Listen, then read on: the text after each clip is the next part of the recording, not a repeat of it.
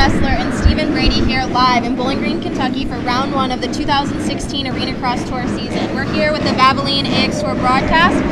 We're sorry about the technical difficulties, but we actually just wrapped up Heat 1 of the AX Pro class, so the 450s were out there. And Daniel Herline actually took the win in that heat, and we're lining up for Moto number 2, which is going to be the second heat of this race.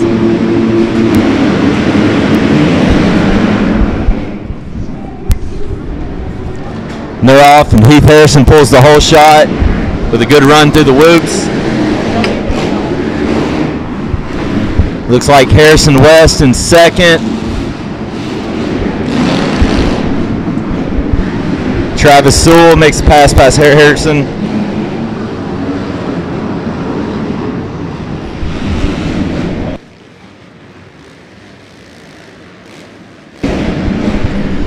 Travis Sewell and Heath Harrison were two of our top contenders from last year. They're known for putting on good battles. I know that Heath actually went over into the Netherlands, and he's actually done some stadium racing recently. So I know that between Travis Sewell's Arenacross Tour background and doing the IXSA Arenacross series, and Heath has been training a lot indoors, I think it's going to be a tight battle tonight. Yeah, for sure. Heath and Travis, they've got for sure a long pass. They've been racing against each other for the past couple years here in the Arenacross Tour. He's been putting in the work in the off season, and he, like you said, he went to the Netherlands. He went over there on a deal, and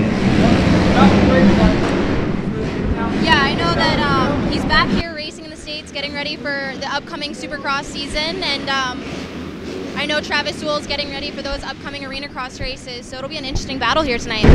Yeah, it looks like Travis is starting to try to put on a charge on Heath. The track here tonight has been really, it breaks down really quick. It's really sandy. Oh, it looks like Sewell has made the pass on Harrison, so Travis Sewell now leads Heat 2 of the AX Pro class. We'll have to see what Heath can muster up and come out.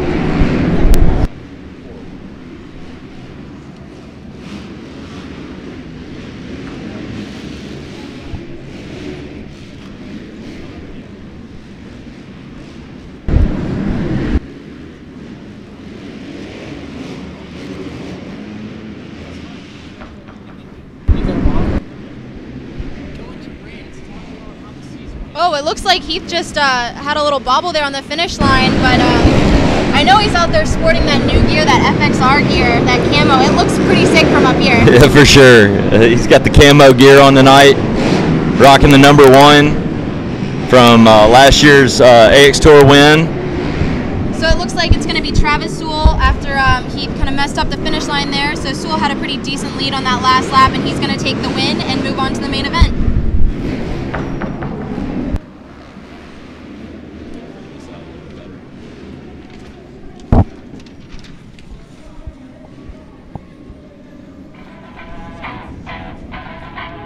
Since horses gave way to horsepower and the first combustions began burning up the road, Valvoline's been right here, taking engines apart and RPMs further, making breakthroughs from the first high mileage oil to the first synthetic blend in a lab that looks a lot like the real world. We introduced motor oil in 1866, and we've been reinventing it ever since. Valvoline, 140 years under the hood. Since 1973, FMF has been about getting more out of riding motorcycles. More power, more wins, more fun.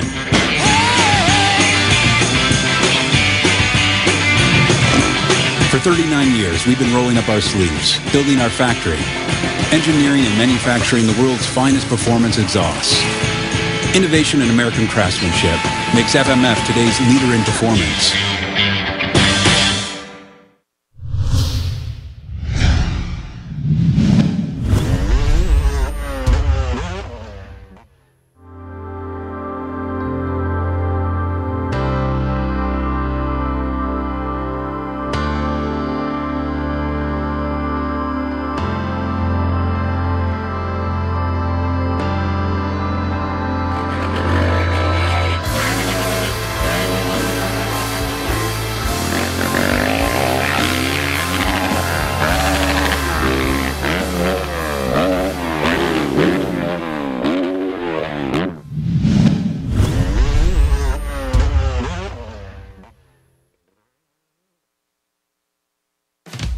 There's always been a place where you can celebrate the little wins just like the big ones, where you can always get a table for the family or the team, and the game is always on.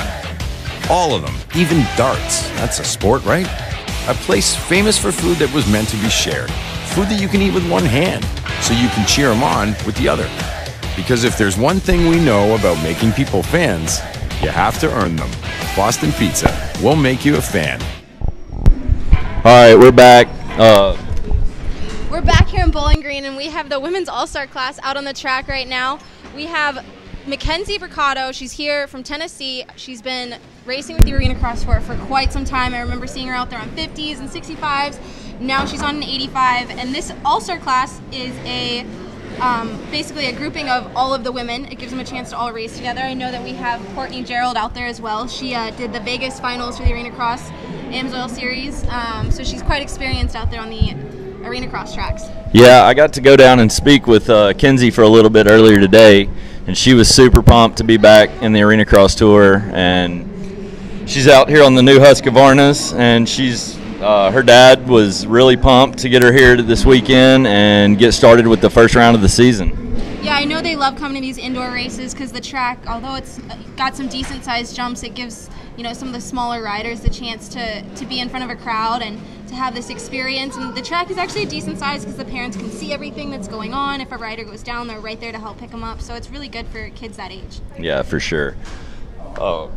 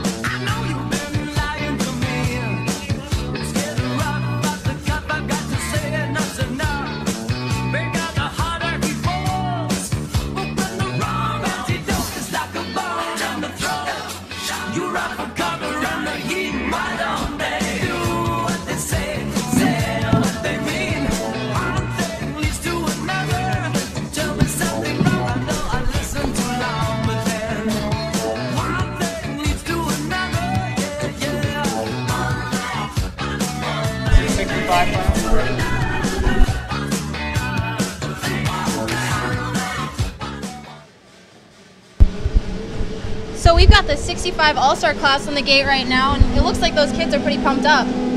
For sure, especially that, what is that, 638 on the Kawasaki. Oh, that is Matthew Goatley. Look at that hole shot. 225. Oh. Hayden Cavana?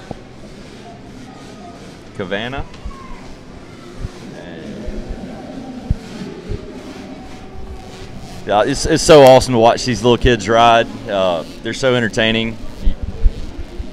Yeah, they just have such enthusiasm, and they're so pumped when they come off the track, and it's really good to see all these kids enjoying themselves at such a young age and having the opportunity to race here tonight. For sure. Being in front of a crowd, a lot of these people are in their hometown. You got quite a few here from Kentucky and Tennessee. We got one here from Mississippi.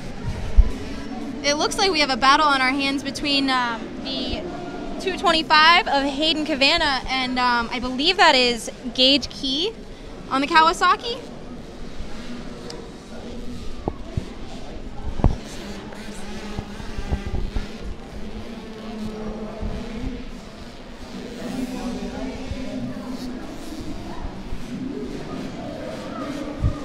The guys are coming through the Race Tech rollers right now, and they're on those little 65s. And this broadcast right now is brought to you by Valvoline. We're here in Bowling Green, Kentucky for the first round of the 2016 Arenacross Tour season here in the States. The guys just wrapped up their Canadian Arenacross Tour, so if you didn't get the chance to follow that, be sure to check out some of the highlights, see what went down between Jacob Hayes and Cole Thompson. They had some pretty good battles, so you can catch up on all the action and get caught up so that you know what's going on right here tonight.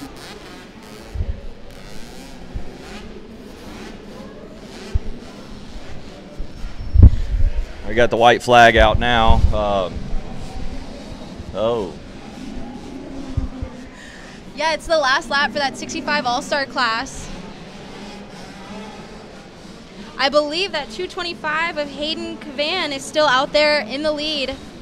So he's been pretty dominant tonight. He looks confident out there. For sure. And that's the win for number 225. All right, we're going to go to commercial break.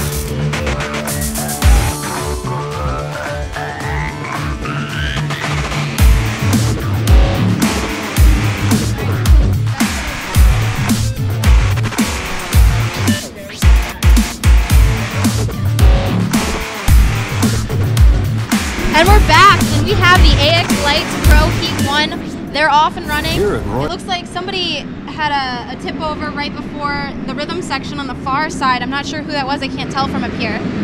Looks like we got Zach Bishop out front.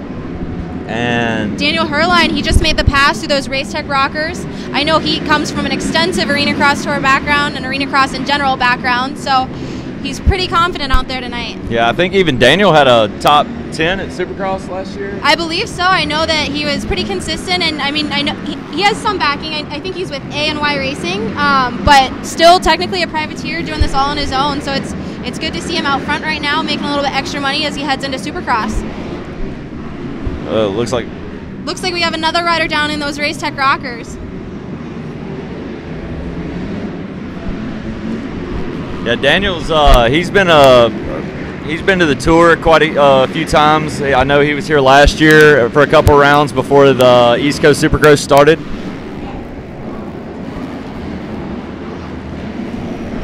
And we still have Herline out front, and that number 67 that you just saw go by, that's Harrison West. He's actually from Lebanon, Tennessee, so not too far from here.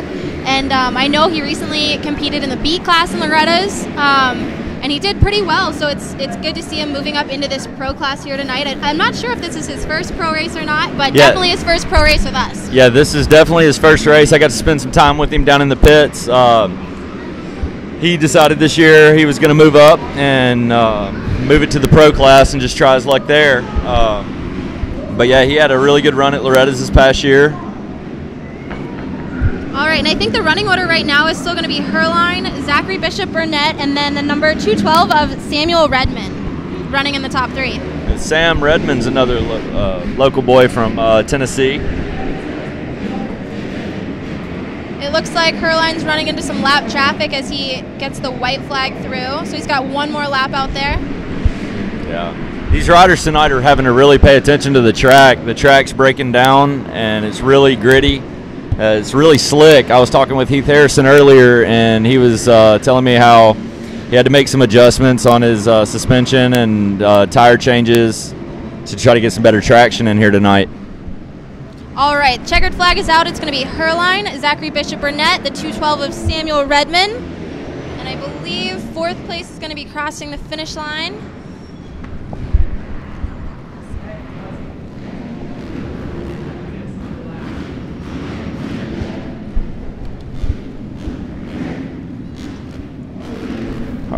Heat 2 is on the line right now, and we have got a stacked heat with that, with Travis Sewell, Kyle Dunham, Jared Lesher, Denver Rigsby, Dalton Duke, Andy Daggett, Jake Oswald, Jared Burgess, and Matthew Weekly.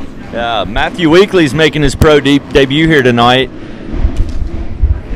He's been spending a lot of time down with Heath Harrison down at his house in Alabama, and the kid's really picked up a lot of speed this year. Yeah, I know Matthew. He raced intermediate last year, won the intermediate class, and I know he's just a rider that we, as the Arenacross Tour staff, have seen grow so much, moving up through the classes, and I think it's a really cool experience for him to be making his pro debut with us. He's an extremely talented indoor rider, and I think he's really honed his skills training with Heath over the summer. All right, and they're off. Looks like Travis Sewell's going to pull a whole shot. Andy Daggett is right there, the number 540.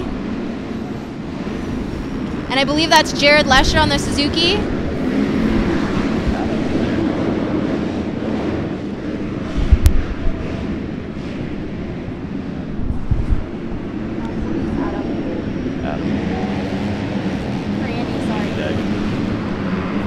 So it looks like it's still Travis Sewell out front, and he's got a bit of a gap on the rest of the pack. Andy Daggett, Jared Lesher are still running 2nd and 3rd. Yeah, Jared was here with us a couple times last year too, Taylor. Yeah, I know that he came in and he was very green when it came to Arenacross. He was.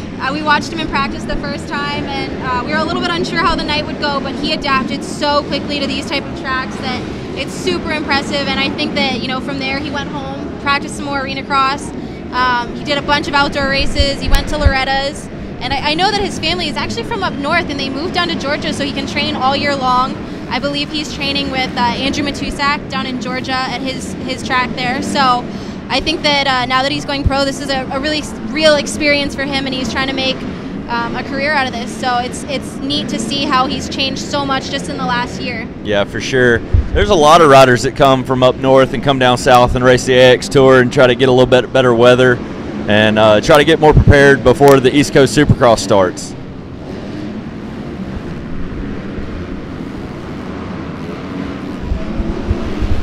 Travis Sewell looks like he's finding his groove on the track tonight, and he's looking really smooth.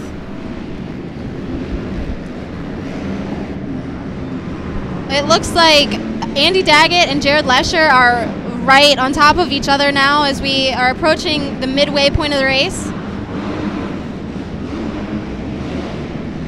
Yeah, in this tight Arenacross racing, you really have to be really strategic with your line choices and your placement on where you try to make your passes. You really want to, find the really sweet spots on the track to make your good passes. It's really tight racing. Yeah, you can tell that Jared is watching Andy like a hawk right now. He's waiting for him to either bobble or make that move, and there he goes. He's already in front of him. So it looks like he made the pass right around the finish. He was watching, waiting for him to either go high so he could go low or do what he had to do. And the checkered flag is out, so it's going to be Travis Sewell, Jared Lesher, and Andy Daggett in the top 3. All right, we're going to go to another commercial break.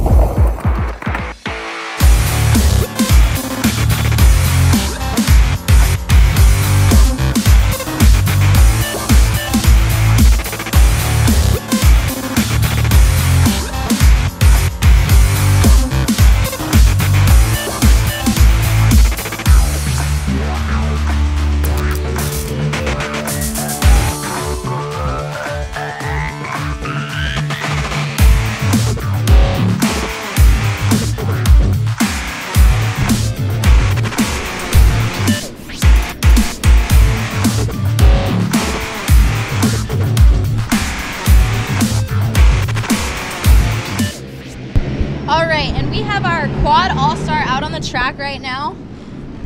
I'm not sure who's in the lead, but I believe that it is. I think it's the number 8 of Ty Burkett. Yeah, I think so too. And the number 14 of Daniel Shacklet from Smyrna, Tennessee is right there in second.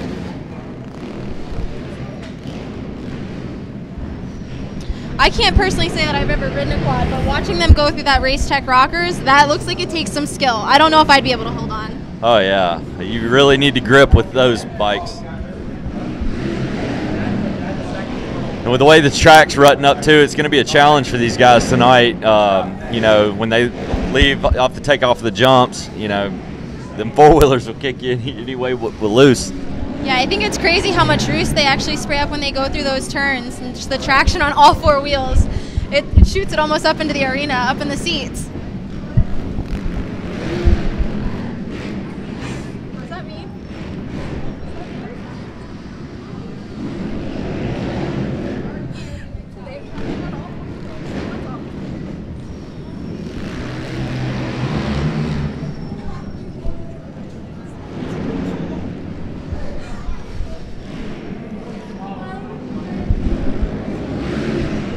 We got a couple bikes stalled right here before the rhythm section.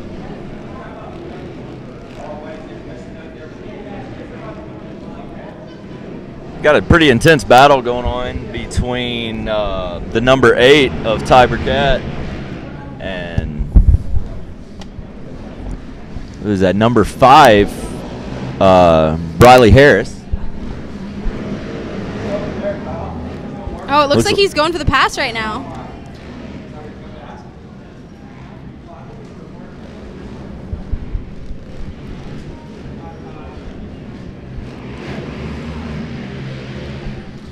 So this is the Quad All-Star class out there right now, and I know that we have the Quad Pro class coming up next.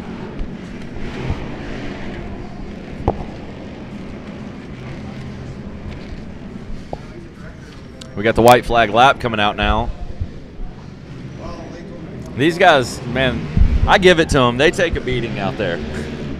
Yeah, honestly, like I've never ridden a quad. I'm impressed by what they can do. And even just those jumps, it seems way more technical on a quad.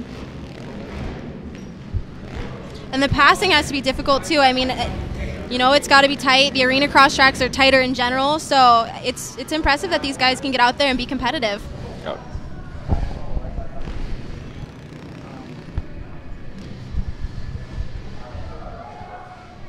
All right, we're going to take a short break, go to a commercial, and we'll be back with y'all shortly. Since horses gave way to horsepower and the first combustions began burning up the road, Valvoline's been right here, taking engines apart and RPMs further, making breakthroughs from the first high mileage oil to the first synthetic blend in a lab that looks a lot like the real world. We introduced motor oil in 1866, and we've been reinventing it ever since. Valvoline, 140 years under the hood. Since 1973, FMF has been about getting more out of riding motorcycles. More power, more wins, more fun.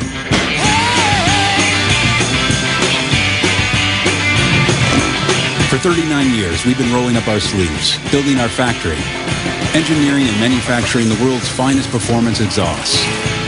Innovation and American craftsmanship makes FMF today's leader in performance.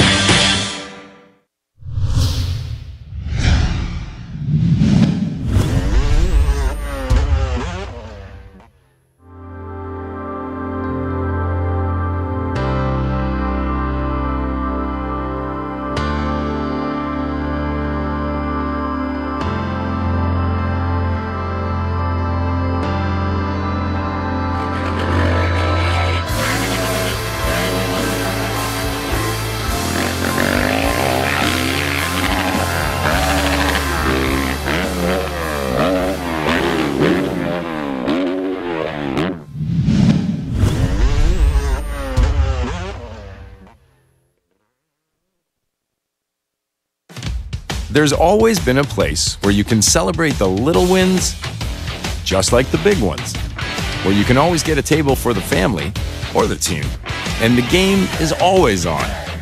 All of them, even darts. That's a sport, right? A place famous for food that was meant to be shared, food that you can eat with one hand, so you can cheer them on with the other. Because if there's one thing we know about making people fans, you have to earn them. Boston Pizza will make you a fan.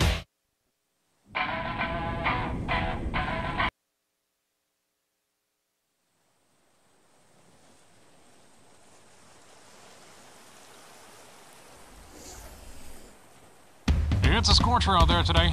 Do anything you can to keep cool. I know we're all thinking it. I wish it were winter.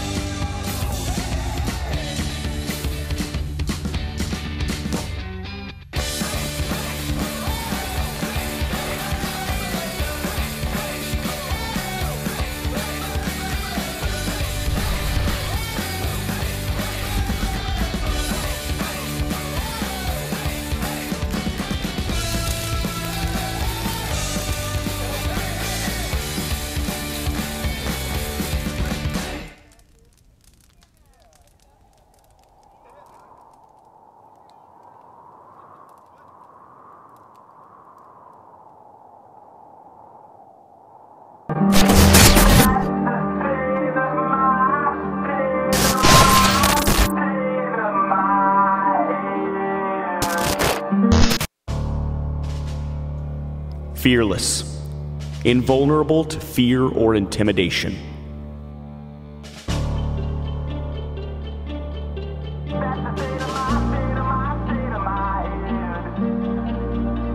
It isn't for the faint of heart. It never has been, and it never will be. There's no room for uncertainty or fear.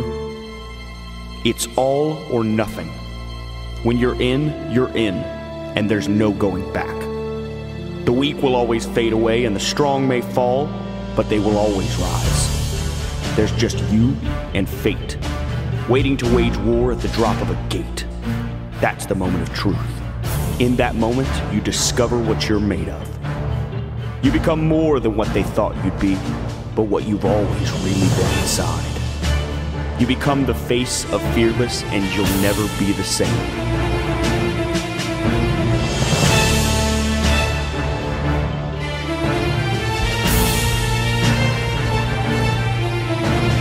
Welcome to the 2016 Arenacross Tour. Welcome to our battlefield.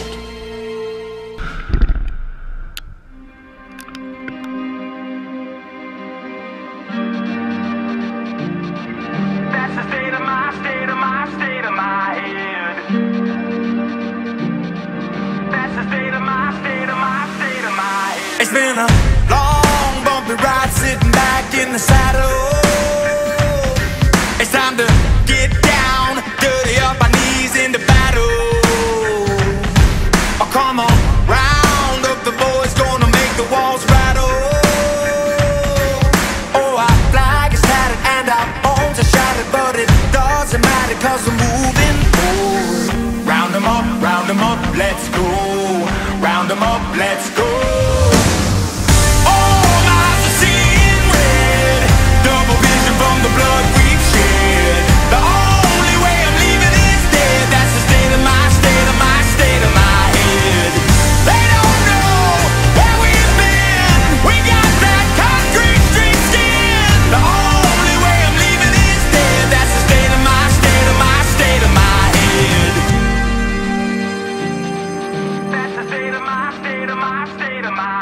We've been shot up, beat up by the falling of the arrows. Yeah, full of deep cuts right down to the marrow. But there's no doubt we'll get out from the bottom of the barrel. Oh, our flag is tattered and our bones are shattered, but it doesn't matter 'cause we're moving forward. Round 'em up, let's go. Round 'em up, let's go. All eyes are seeing red, double vision from the blood we've shed. The only way I'm leaving is dead. That's the state of my head. They don't know where we've been. We got that concrete street skin. The only way I'm leaving is dead. That's the state of my head. That's the state of my head. That's the state. Coming from all over the world, let's meet some of the top riders.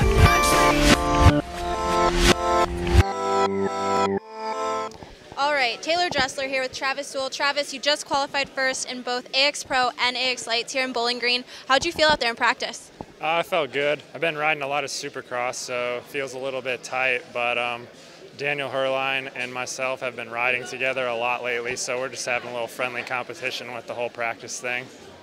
What do you think the most technical part of this track is here tonight? Traction and getting a good start will be very crucial. Awesome. Well, best of luck here tonight in the night show in Bowling Green. Thank you.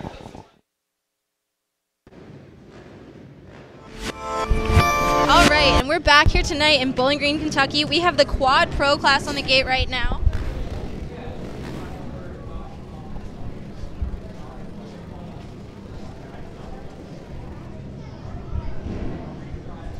And we have the lovely Miss Arenacross out there, Courtney. She's going to be raising our 30-second card. So Taylor, it's Justin Thompson on here, just checking in. Steven had to go run and get a sheet. So what do you think? This year's new. You know, we got this exciting broadcast and everything. We've done broadcasts in the past with some live stuff, so it's interesting. I know we have technical difficulties tonight, but I mean, you know, life goes on. Yeah, I mean, I know last year we did the after show and the highlights, but we haven't actually been able to do the live broadcast down here in the States. I know you guys did it up in Canada, and you got to experiment with it a bit. But I think it's a really cool thing that, you know, families at home and wives, girlfriends can sit and watch this. Fans of the Arenacross Tour can follow it from home if they're not able to make it to a certain round and see what goes on at these races. Absolutely. No, that's it's good. It's bringing the race into the living room, let's say. I mean, we don't have a huge budget or anything to pull this off, but I mean, we've managed to do it with what we got, and it worked out really good in Canada. I think we started with minimal followers, and it ended up getting to the point where it was pulling our website down. So I mean, that's always good. I mean, it's good for the sponsors, it's good for everything else. So I'm excited. I mean, this is a new series. We just wrapped up that one in Canada, and it was a barn burner. It was down to the last race. 1 point. Cole Thompson went into the last race 1 point ahead of Jacob Hayes. Jacob ended up winning it, taking the title, and won that $25,000. So that was pretty cool. It was history having that series like that. And I'm going to give it back over here to Stephen Brady now that he's back, and we're going to go from here. All right, it looks like the guys are lined up. One of the guys had an issue, so we took a quick pause for him to get his quad up and running, but the gate is dropped and they are off. Looks like the number 93 of Newton. He's on the Yamaha out front. Oh, we have a got a tip over, and we got a quad without a rider. Lost his bike. Safety feature on these bikes, they got a little cord that connects to the bike, and it kills it when they fall off the bike. Okay, that way it doesn't drive off. Yeah, so it won't go anywhere. That's good. So it looks like the number 93 might not be out front. I think the number 93 is still out front, and the other Yamaha of Brooks is out there too.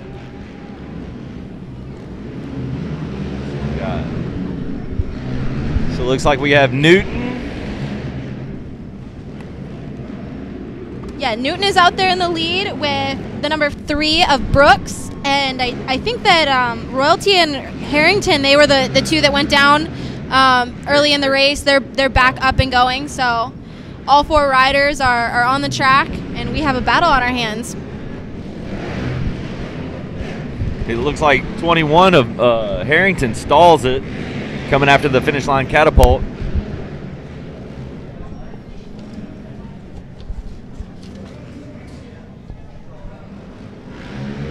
This is the 265 of Royalty. Yeah, he's making his way up through the pack. And he just stalls it right there in the turns after the whoops. See if he can't get it cranked it back over and get back going. Looks like he's going to drop a couple spots.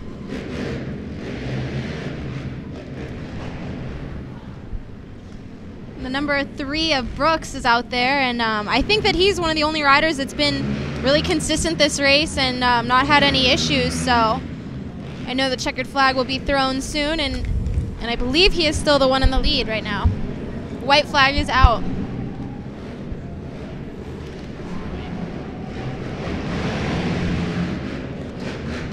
And he's coming through those Race Tech rockers right now. The dirt here in Bowling Green's, like I said earlier, it's really sandy. It's really letting these guys really slide their bikes out and get them around these turns pretty quick around here. And the checkered flag goes to the number 3 of Brooks on the Yamaha. Next up, we have the 50cc Junior All-Star class. And I know that this is going to be an interesting race for Justin. His daughter is out there on the track, so being a 50 parent, I know that's a stressful situation. She's been keeping the mood around here pretty light today, running around in her gear, and I think she's had about 3 apples, so she should be all nutritioned up and ready to go. Fueled up for this race. Yeah, she is in a class of all boys, so I'm rooting for the girl out there. Got to give it to her.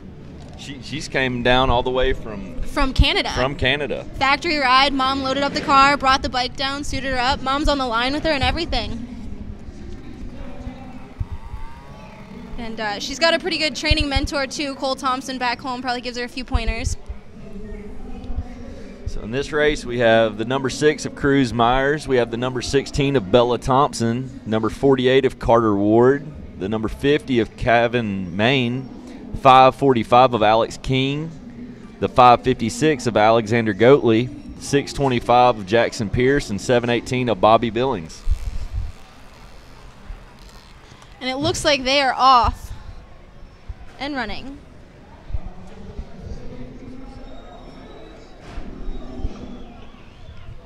And that number 718 of Bobby Billings, I knew I recognized his name. He actually finished second in the 51 4-6 class last year and 4-8 class as well. So he took home some hardware last year, and he's out there again this season. It's kind of hard to say, but you know, he's such a young age. You know, he's a veteran of the Arenacross.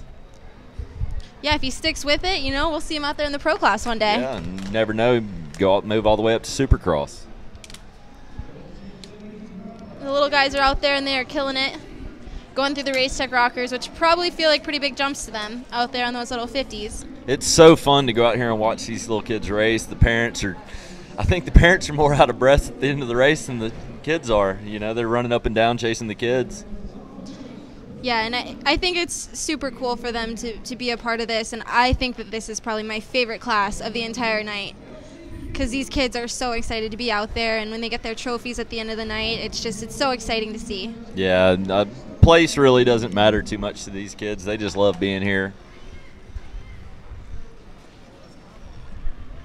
And on screen, we have the number 50 of Kevin Main of Owensboro, Kentucky. So, local boy out there right now.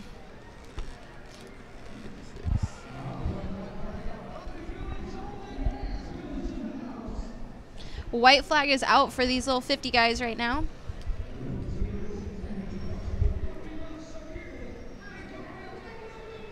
Oh, it looks like we have a pass going on from the number 50 of Kevin Main. Bella Thompson out there, the number 16 going through the race tech rockers, keeping the number 48 of Carter Ward honest. And Carter is actually, he has an older brother who rides, Tanner Ward, so I'm sure he's been getting some pointers from him. And this race is also brought to you by the FXR Racing and the Engine Ice Amateur All-Stars. These kids raced earlier today and qualified to get in this amateur or the 50 Junior All-Star race, and they're competing for prizes from FXR.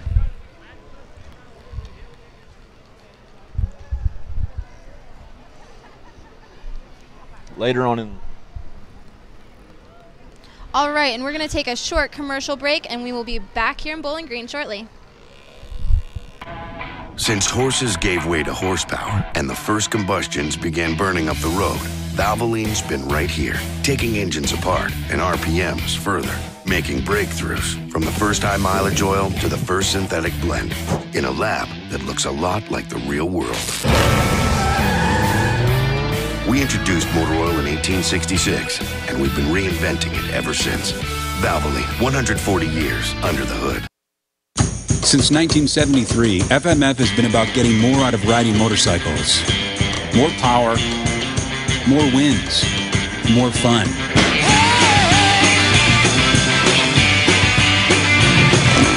For 39 years, we've been rolling up our sleeves, building our factory, engineering and manufacturing the world's finest performance exhausts. Innovation and American craftsmanship makes FMF today's leader in performance.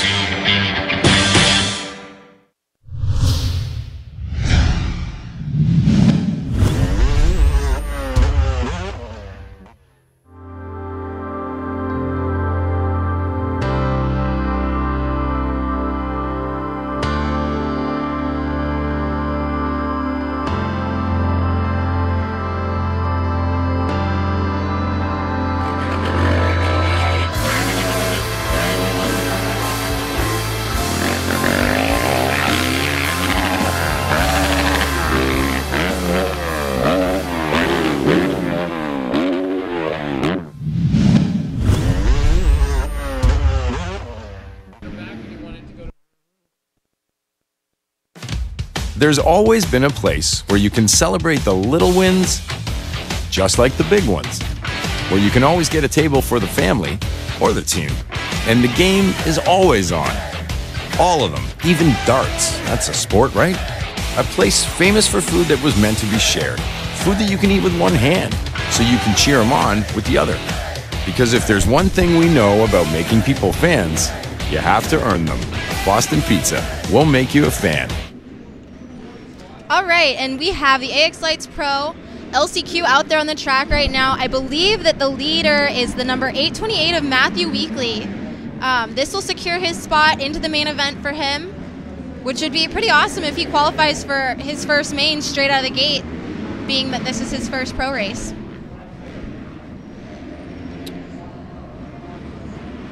Weekly just crossed the finish.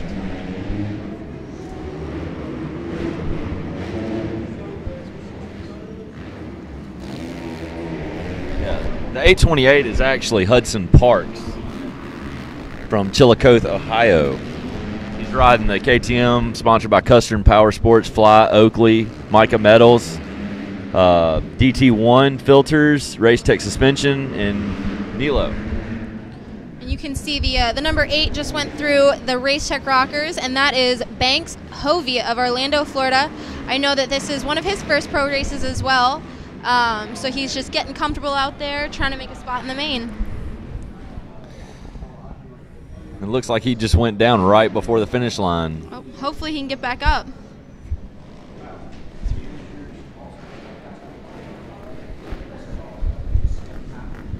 I think that the winner is actually going to be the number 597 of Brock Lintner. It looked like he pulled off the track first. All right, and on the line, it looks like we have race number 12, our Vet All-Stars. This is another one of the All-Star races presented by FXR and Engine Ice. And these guys have had a long day so far already today. They came out and they raced their first and second motos, and the All-Star races were bringing the top finishers in their motos, and they go to this All-Star race at the end of the night. And this race is brought to you by Valvoline. They're sponsoring our broadcast here in Bowling Green, Kentucky. Looks like we got the number 33. Oh, I actually believe it's the number... Is that... 141.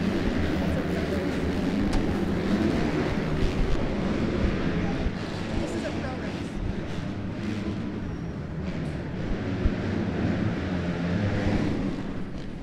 All right. This is a pro race. But we don't have it.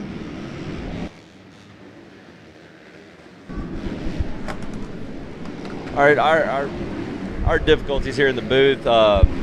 This is the 250 LCQ, and it looks like that is the number 57 of Harrison West. Harrison's making the transition into the pro class tonight for the first time. Harrison just goes over the berm and gives up the lead to the 762 of Blaine Brown.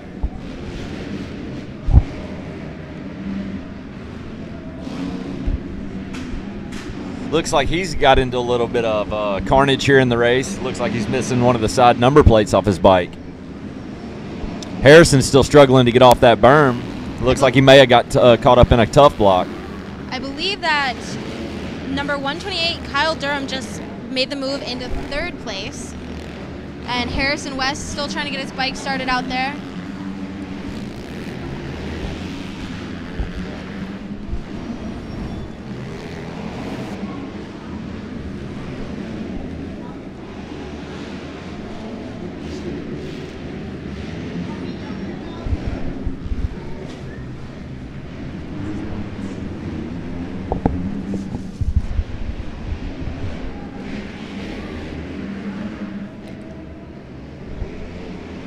We have the number 141 of Jared Lesher. He crosses the finish line.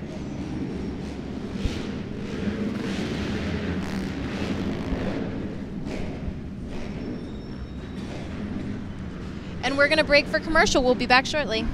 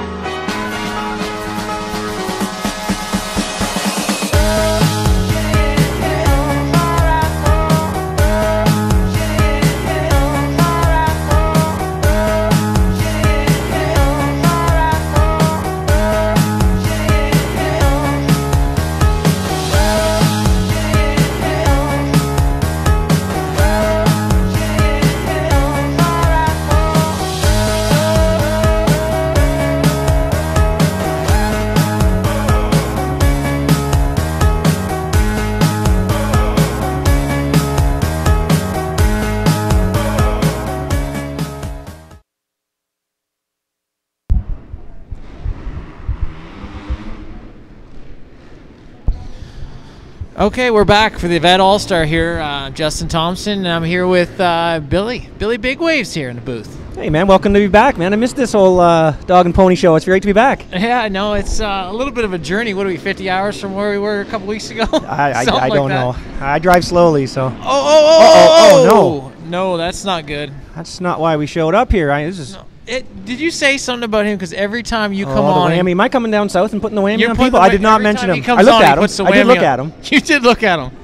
Andy's, Andy White's watching this right now, and he's saying that you put the whammy on that guy. He might have mumbled his name from home. Yeah, he probably did. What does he always say? We got to talk about the weather. Oh, the weather, yeah. No, man, hey, it's great to be back. This is really good. The track, man. It's slippery. It is really, really loose. We got here. The crew and the manager haven't done a race with us before, and the track was extremely, or sorry, not the track because it didn't exist. The dirt was extremely dry. It puts us back to Penticton, but we couldn't get enough water into it, so it is really loose.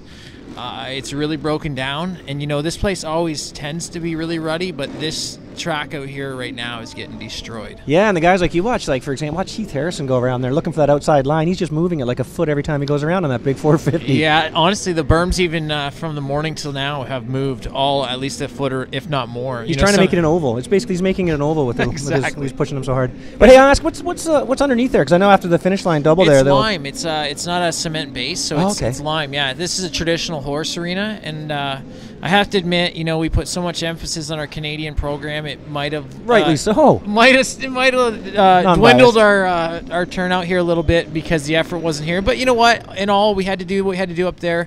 We'll get this cart back on the right path here in the next couple weeks and get back on track. Yeah, man. Well, I think it's going to happen just like what happened in Canada too. The racing at the front is going to be amazing. Watching guys like Harrison and Sewell go at it, that's going to be pretty exciting. Yeah, no, it definitely is. And you know what? These guys, I don't know. Like I said before, the Americans want to win more than our Canadians. I mean, at least they're all here racing, right? Hey, I'll tell you what. We got Canadian Brock Littner. I've been calling him Leitner since I've known him. He must have been driving them nuts. Yeah. Like I mention him all the time, and I call him Leitner, saying it wrong. His dad grabbed me and told me. Actually, there so we go. That's great to see. Those vets, they don't. Don't get this breaking and bending. Don't get me talking in that nonsense again like I did out west. No, I know. The good thing is though that a lot of these gates, we got really full gates down here, and it's nice to see. This is where I think the program will be in Canada in a few years. That a lot of these kids didn't even make the night program because we had so many entries. So cool. It's nice because you got full talent coming through. Some of these kids, actually, Matthew Weekly, we've talked about Taylor and Steven talked about him earlier. He actually has come through this program. Actually, I introduced you to his dad and everything. They've come through this program from 50s. Yeah. And now he's entering the pro class tonight, and he qualified 5th. Nice, yeah. But hey, getting back to my boy Littner, I got to talk about the one Canadian. Okay, folks at home. This is a shout out to the 24 people in Canada. Okay, hey, someone turn the lights out. I think I might have left mine on. Hey, no, he looked great. He's riding really fast, but he keeps getting taken out. Yeah, that's the thing, though. You know what? They're in what the Americans know the other Americans, and he's the outsider. Yeah, he's this guy, right? So it's like he's gonna have to earn his keep. Let's put it that way. Yeah, earn his space on the track for sure, right? Yeah. So. Well, it's great to have you on right now, Billy. I'm going to pass it over here to Steven, and he's going to call this race with you. Oh, he is he? Hey, Steve. Hey, Billy. Here we go. Drop another full gate. That's good to see. Another thing about these kids, probably a lot of local kids are actually able to pack up and head down the highway to the next round, right? Oh, yeah, definitely. Let's check out what we got here. See these kids. Any of these little kids doing the rhythms? I didn't get a chance to see them this afternoon. See if anybody grabs the catapult. That's the 521 of Rob Erskine. Rob's been with the tour for many years now. I remember seeing him on 50s.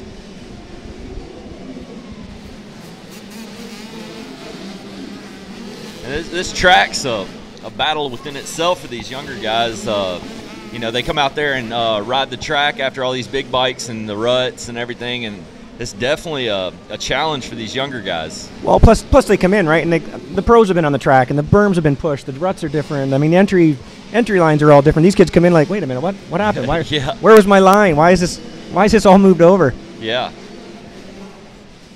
But I know it's, I mean, great experience. We talk about, for example, the guy, little guy working his way up from 50s through the thing. Now he's a pro. These kids are on the same track, and how else are you going to get better? Every year when these kids come and race these tracks, you can tell, you can watch them year by year. They just get more experienced and, more familiar with these tracks. And once you get to the pro class, you'll see these guys come out first lap of practice, pretty much jump everything. Yeah, for sure. It's a confidence thing, absolutely. And you can just actually watch the progression. You watch the first lap, and you're like, things can go wrong so quickly, like we always say in Arenacross. Unlike motocross, much more, it's pretty demanding, obviously. Motocross is a different animal. It's like a different sport. Yeah, you're out there racing with all these other competitors, but you're also racing the track. I think, too, I'm not familiar with these kids' names. I'm just actually on my way down to the Mini O, so we're stopping in here. Timing was perfect to stopping in. It was. Visiting with you guys, grab some photos. Yeah, it's going to be nice to head down to that Florida weather for a little bit. It's getting pretty cold up here in the Kentucky area. Man, it's like 3 or what are you kids calling it? 34, 6? I don't know. Yeah, we're with the Fahrenheit around here. I'm just trying to start fights. That's nice Canadians come down and try to start fights. Okay, we'll put a little sweetener to it, a little bit of maple sugar or maple syrup. Yeah. Down on the Race Tech Rockers. That looks like it's number 32 of Zachary Westnove. Yeah, you got to pre-read these things. Sorry, I cannot pronounce his name. Well, yeah, so we're on the last lap here. Another little guy down here in the start of the rhythm section. Got to catch that checkered flag.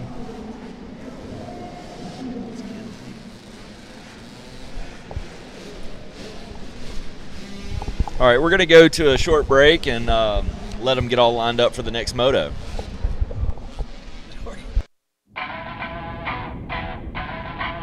Since horses gave way to horsepower and the first combustions began burning up the road, Valvoline's been right here, taking engines apart and RPMs further, making breakthroughs from the first high mileage oil to the first synthetic blend in a lab that looks a lot like the real world.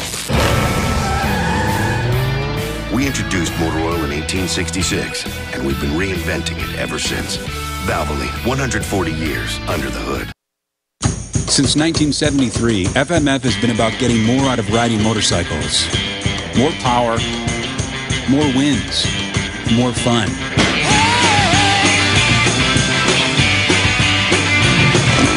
For 39 years, we've been rolling up our sleeves, building our factory, engineering and manufacturing the world's finest performance exhausts.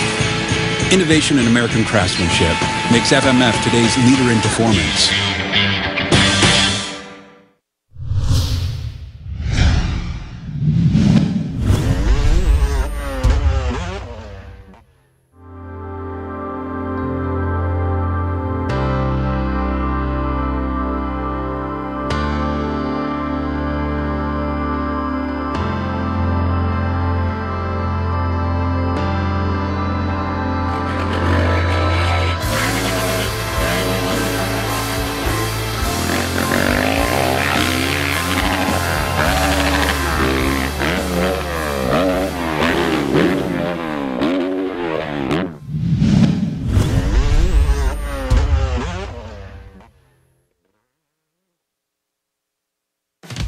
There's always been a place where you can celebrate the little wins just like the big ones, where you can always get a table for the family or the team, and the game is always on.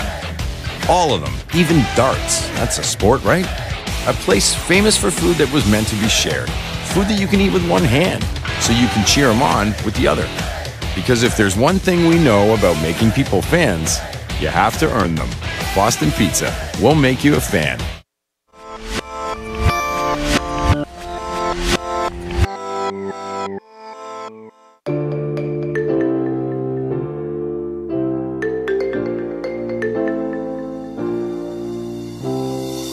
Captured effortlessly, that's the way it was. Happened so naturally, I did not know it was love. The next thing I felt was you, holding me close. What was I gonna do? I let myself go, and now we're flying through the stars. I hope this night will last forever.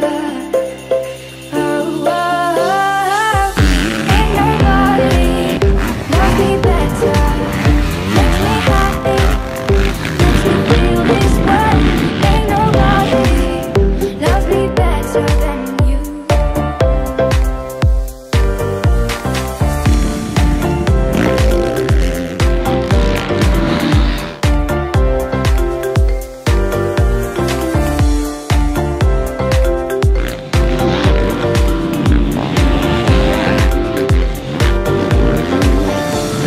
been waiting for you. It's been so long. I knew just what I would do when I heard your song. You filled my heart with a kiss. You gave me freedom. You knew I could not resist. I needed someone. And now we're flying through the stars. I hope this night will last forever. Oh, oh, oh. Ain't nobody loves me better. Makes me happy. Makes me feel this way. Ain't nobody loves me better than you.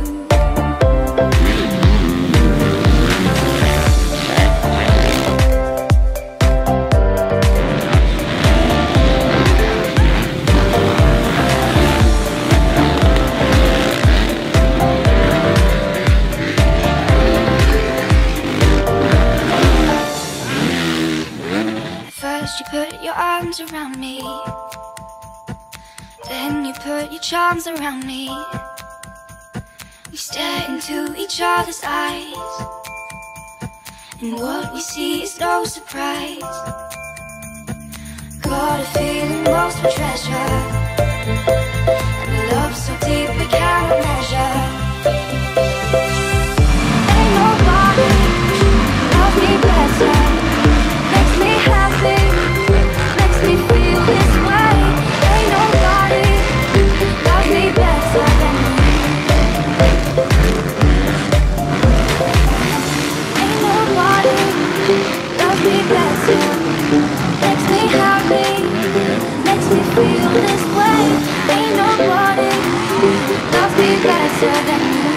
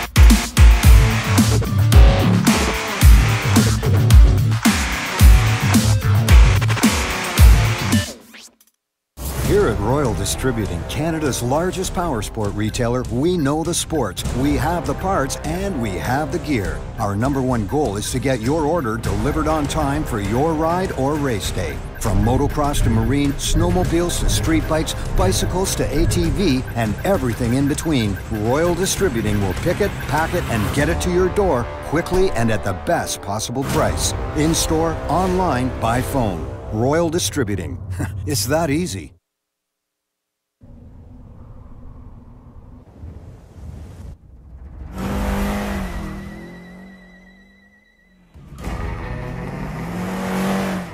Unsurpassed protection for today's hotter running, higher compression engines.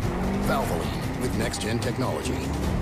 Made with 50% recycled motor oil. Finally, performance meets environment. We'll make a tree hugger out of you yet. All right, we're back here in Bowling Green, Kentucky for round 1 of the 2016 Arenacross Tour season. They're out there touching up the track, getting it all ready for the remaining classes here tonight. I think we're about halfway through the moto order, so still some good racing to come. And there's been a bunch of amateur races go on, a bunch of these all-star classes. For example, we have the Quad Junior All-Star class coming up, and we have Racetech involved with the Racetech Rising Star Award, where they are picking a amateur rider each round to be entered for the chance to win the Racetech Rising Star at the end of the season. They get some goodies from Racetech. I believe it's a gold valve kit.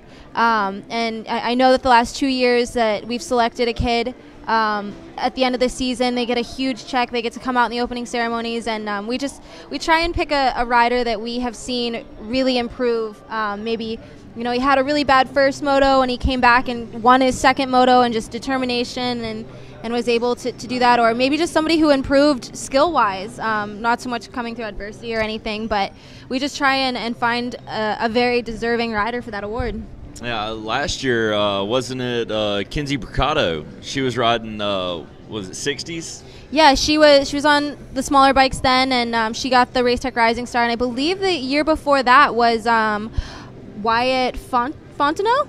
He's from Louisiana. He won the year before, and he was in the schoolboy class. And I know that he's been to Loretta's since. And he I don't think he's here racing tonight, but he has gone on from the Arenacross tour and gone to do a lot of big outdoor races and amateur nationals and done really well. So we're always looking for those riders that are wanting to improve on their skills and showcase their talents.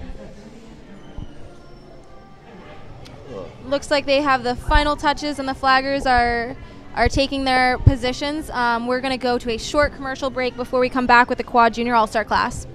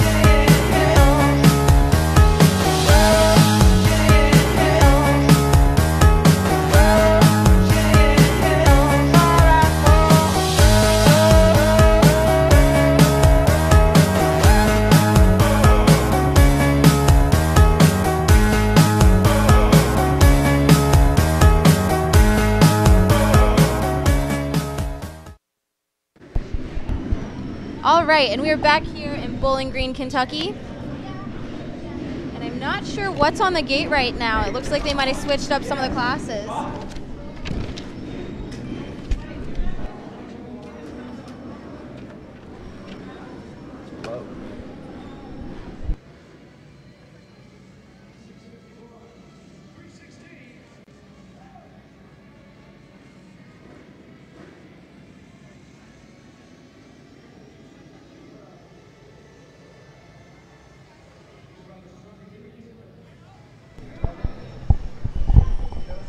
It looks like we have a pro class on the line.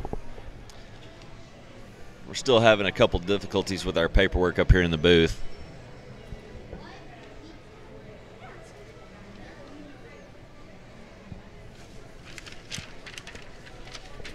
All right, I know we have the number 8 of all right, this is the AX Pro LCQ, and it looks like we have the number 8 of Hovey Banks Hovey, sorry. I think that the number 316 of Dalton Duke is out there. He's here all the way from Rowlett, Texas. Yeah, and the 762 of Blaine Brown. And the 745 of Jared Burgess. Looks like everybody's on the line just trying to get everything figured out and sorted away.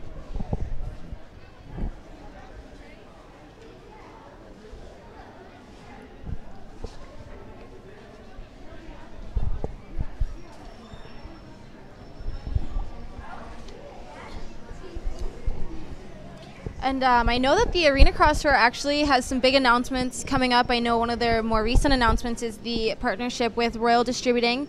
They're going to be stepping on board and getting involved with the series, and that will be in the works over the next few weeks. So stay tuned to see the full press release and all the information to come. I know that they have a lot to offer. And we have the new partnership with FXR. They're the presenting sponsor, which is really awesome. Heath Harrison is out there wearing their gear, that camo gear. It looks pretty awesome. And he got 6 sets of gear for being the overall champion last year. So it's a pretty cool setup for him to come into, you know, this Arenacross Tour series, not only win a championship and quite a bit of money for going into his Supercross season, but to also get a gear hookup. And I know that Got Gear is a Mississippi-based dealership that's stepped up and helped him out with a bike so that he can, you know, once these conclude, he heads off to Supercross. And, you know, that's the big show for him. That's where he makes all the money. But these races are really a stepping stone, and they help a lot with the preparation for that.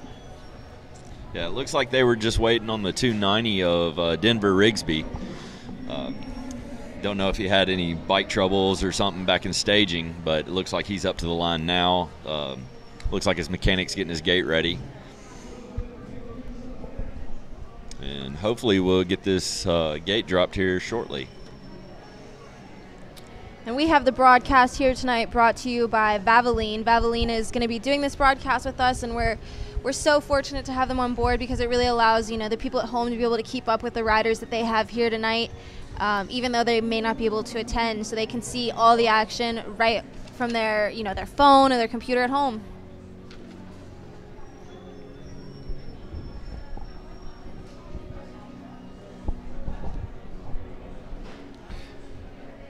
Well, since we got a couple seconds to talk about it, man, it's really a neat thing to watch how these the AX Tour people come in and set these arenas up for the Arenacross.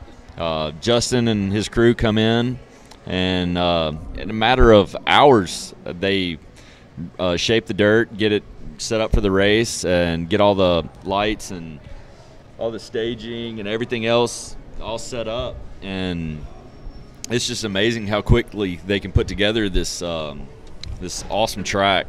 Yeah, I mean, I know that I traveled a lot with the crew, the Jetworks crew last year, and I would show up on track build days, and it's crazy how these guys can come in 9 o'clock on Friday morning and build an amazing track for these riders to ride on in a matter of you know, a day. Everything you see there, the gates, the finish line, the infrastructure, the tough blocks, everything, all in a matter of a day. And even the teardown, you know, sometimes these guys are here all night tearing down on the road for the next event. So I know the Jetworks crew does a phenomenal job, you know, building these tracks and making sure that they're not only safe for some of the smaller riders out there, but they're able to, you know, challenge some of the pro riders and really prepare them for the upcoming races that they've got going on after this. So I know that a lot of guys come into Supercross, and the number one thing they say is, you know, the whoops are big. And I think that this gives riders the chance to ride a set of indoor Arenacross whoops, and you know, come the last few rounds, I've seen Justin build some pretty challenging big whoops, and I think that really prepares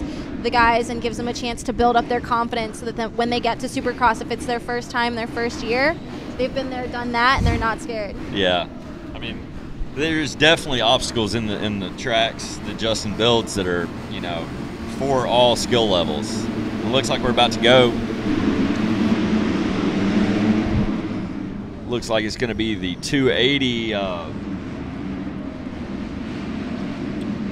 I'm not sure who that is out front.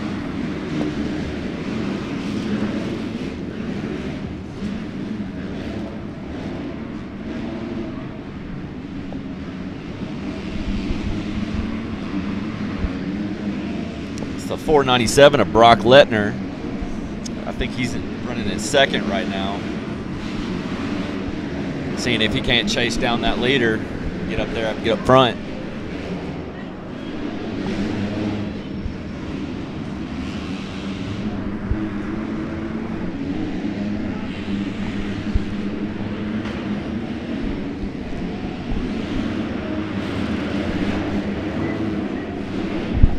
Yeah, and this is the LCQ for the guys to qualify to get into the main tonight.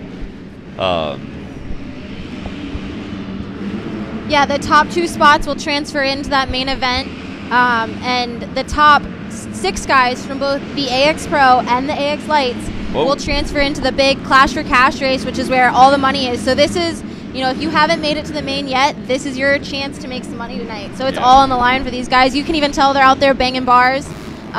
Because this is it for them. If they don't make the race after this, they're packing up and going home. Yeah.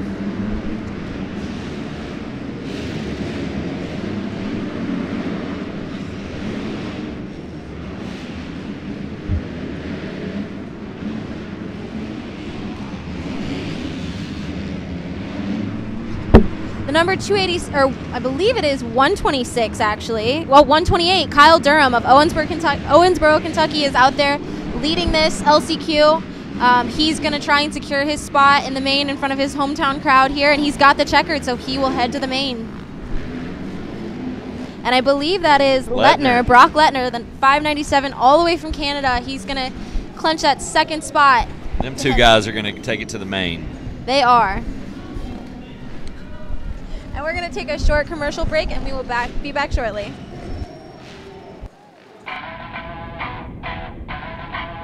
Since horses gave way to horsepower and the first combustions began burning up the road, Valvoline's been right here, taking engines apart and RPMs further, making breakthroughs from the first high mileage oil to the first synthetic blend in a lab that looks a lot like the real world.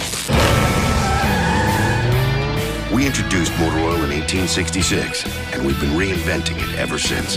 Valvoline, 140 years under the hood. Since 1973, FMF has been about getting more out of riding motorcycles. More power, more wins, more fun.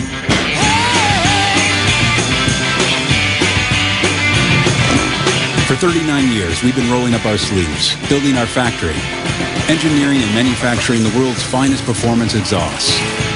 Innovation and American craftsmanship makes FMF today's leader in performance.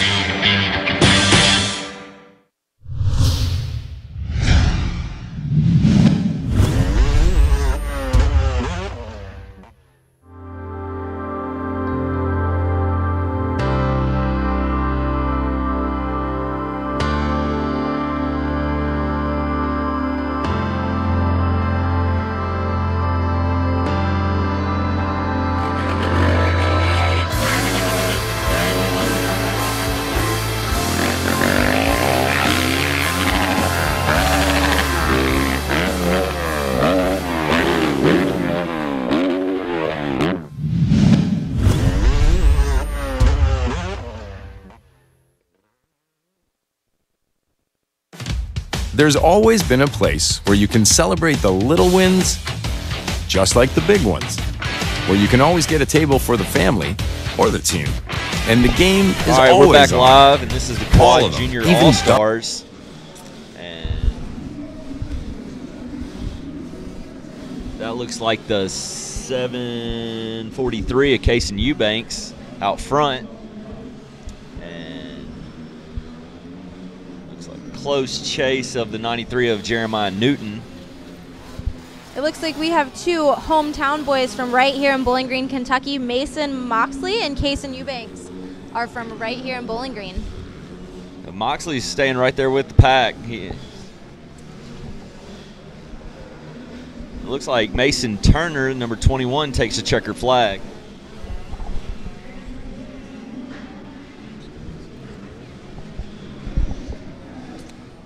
Tight battle back there for second, third, and fourth.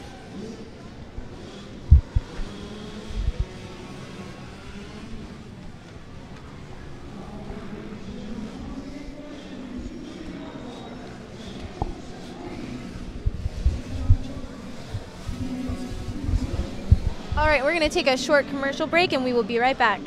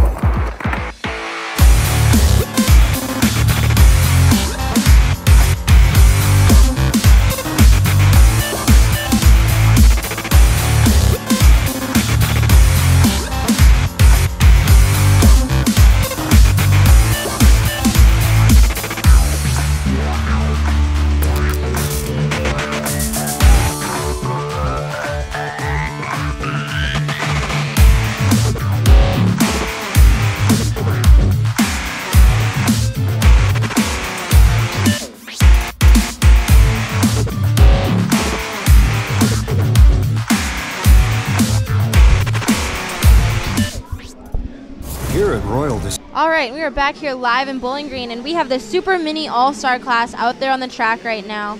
And I believe in the lead is the number 711 of Brock Wagner. Brock Wagner, he is definitely stretching it out. And number 2, we got Rob Erskine. Yeah, I'm becoming a fan of Rob. I really like his purple bike. I've been watching Rob grow up since he was a little kid on 50s, and I'm friends with his dad, and his dad actually works for the tour. That's his dad right there holding the other guy up. Rob's always been around the tour, growing up with it. It's been really fun to watch this kid grow up and race. Yeah, and I know that Rob actually, he won the Super Mini 12 to 15 class last year with the Arenacross Tour, so he took home a championship last season. I'm sure he's looking to do the same again this year. The checkered flag is out for that Super Mini All-Star class.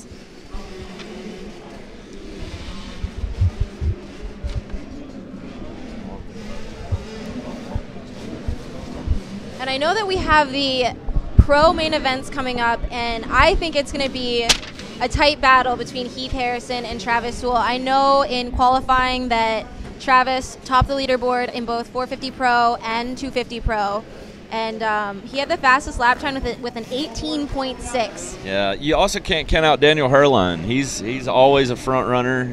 He's always a force to be reckoned with. Yeah, and I definitely think it's notable that Travis was the only guy to actually break into the 18-second I saw that in practice. I was very impressed with that.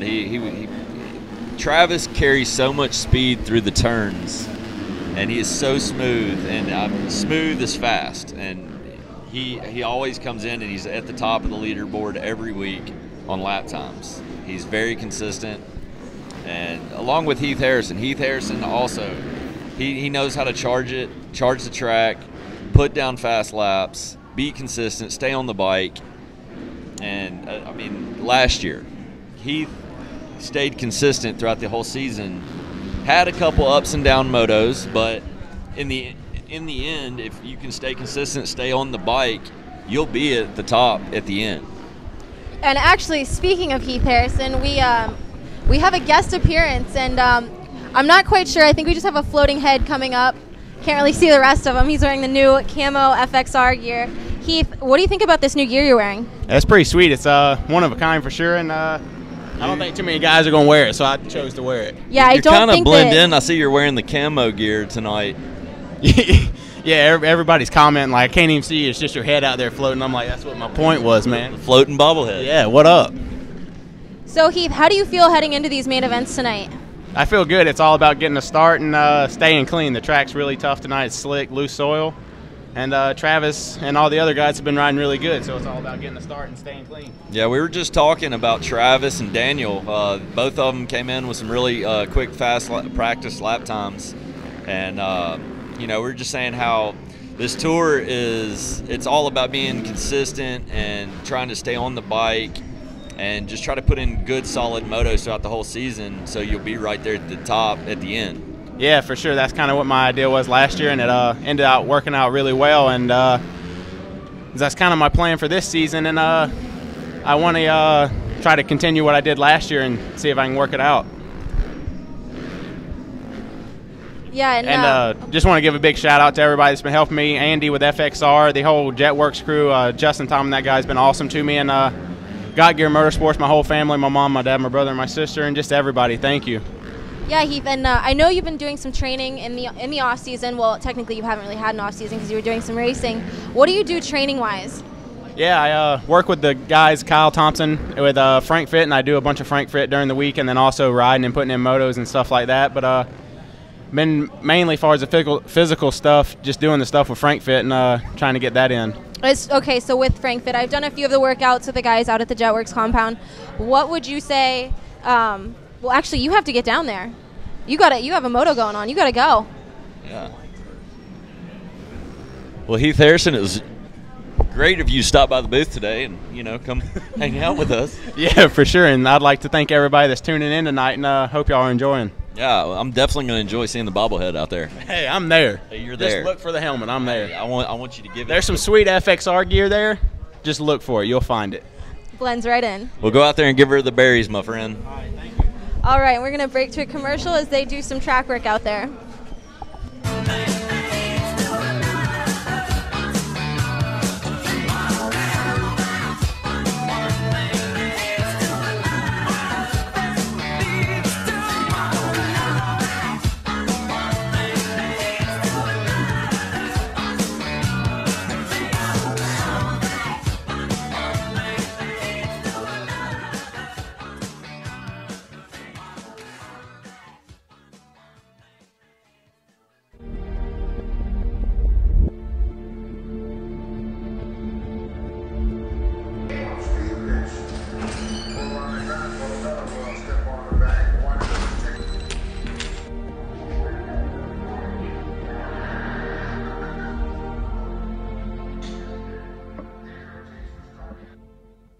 There must be something in the water, and there must be something about your daughter.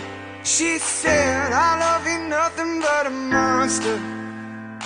My love ain't nothing but a monster with two heads.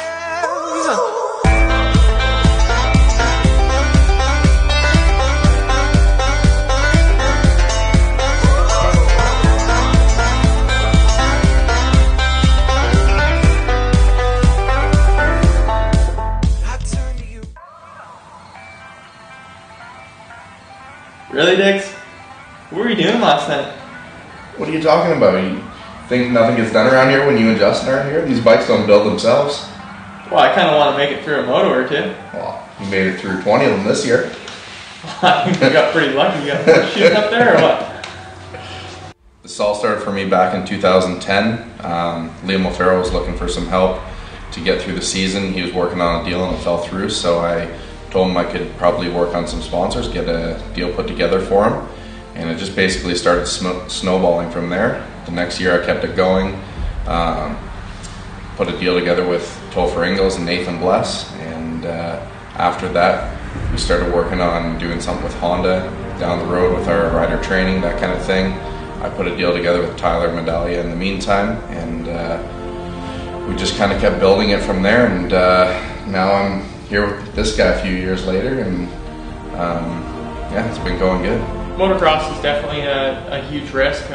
It's probably one of the most dangerous sports, so that's always in the back of the mind, and you have to think about your family and all that kind of stuff. But I mean, usually when the gate drops, it's you're focused down on the task at hand, and you don't really think about I don't know what it is, all the butterflies and, getting scared, going up to the line and stuff. It's just, I think just the adrenaline kicks in, and, just the pure fun of the sport just kind of kicks in, and you just focus down and just ride. I think the Canada AX Tour is awesome for Canada, and, I grew up racing Arenacross, and, it was a great stepping stone and a great tool to get better and better every year. With Canada being cold as it is, there's, you can't ride too much in the winter, so to be able to get to ride and get more racing in and get competitive, I know there's going to be a lot of U.S. guys coming out for the series, so that's going to push us even harder to do a little better too. So all in all, I think it's going to be a great step.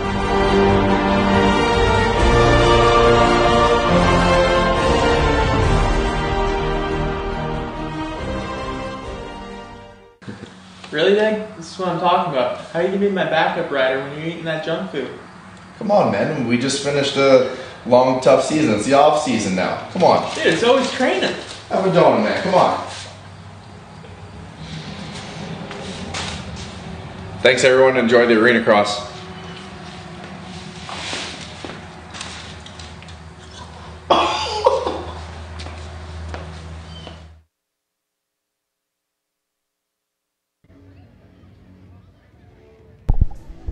All right, we're back, and the pros are lining up for the Lights Pro class right now. Or this is actually the Pro class. Yeah, this is the 450 Pro class. So it's going to be interesting. It's the first gate drop of the year for the pros. I mean, a lot of anticipation. I mean, you know yourself when you're just like me. We race this series, and that's why we're here right now. I mean, it was something we always look forward to every year, and it got me ready for going into Supercross or whatever I was going to do afterwards. And at the end of my career, honestly, this is where I ended up. I just came and did this series. My last race with this series was a little over 3 years ago, and I've pretty much made every round since then. I just I enjoy being here. I love the crew. Once you come and you get involved with it, it's hard to get away from it. No, the motocross in general is an addiction, but this series is just it grows as part of you. And I mean, there's a ton of pros that come into it, and they stay with it year after year, like Travis Sewell, Heath Harrison. There's multiples, but who's your guy tonight? I'm going to take Heath Harrison. Man, you can't pull Heath Harrison, man. I wrenched for Heath all year last year. Look at him in that FXR gear. He looks great in that FXR gear, the bobblehead. Me and Heath spent a lot of time on the road together last year. I lived down at his house for the summer and got him ready for Arenacross. And okay, if you're taking Heath, then I'll take Travis Sewell. Got to go with my boy Heath. It's going to be good. Here we go. Heath loves that inside gate. Heath and Travis. Travis Sewell, yep. We'll see what Heath can do with Travis, and it looks like Daniel Herline right there with him. Them three right there are going to be the force to reckon with this season. Yeah, Travis is really putting hot laps in today. I mean, he set the fastest time, and he's going to be tough to catch. He did real well in the Arenacross series, the Amsoil series. Oh, Heath's off the track. Heath caught the tough block, so did Daniel. It's going to be one of those races. I mean, it's such a precise track. You can't let it. You can't let your front wheel dive into the berms too much because it's soft. So you got to kind of turn with the rear wheel. It's just going to be one of those tracks that you gotta work the bike. Yeah, I mean.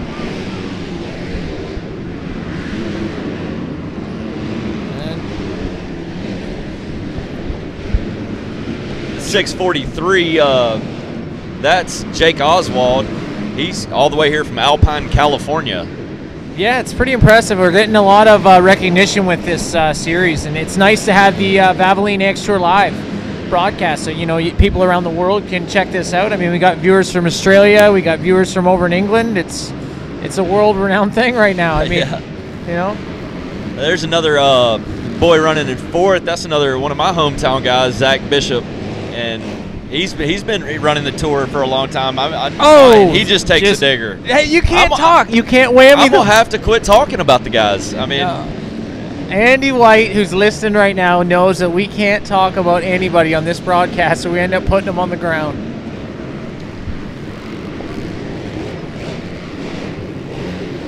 When they cut back to Travis Sewell, I want you to take a look and notice how smooth Travis is through these turns. Travis is like, he's really, taking it to a whole nother level of knowing how to flow through the turns and make it consistently fast all the way through.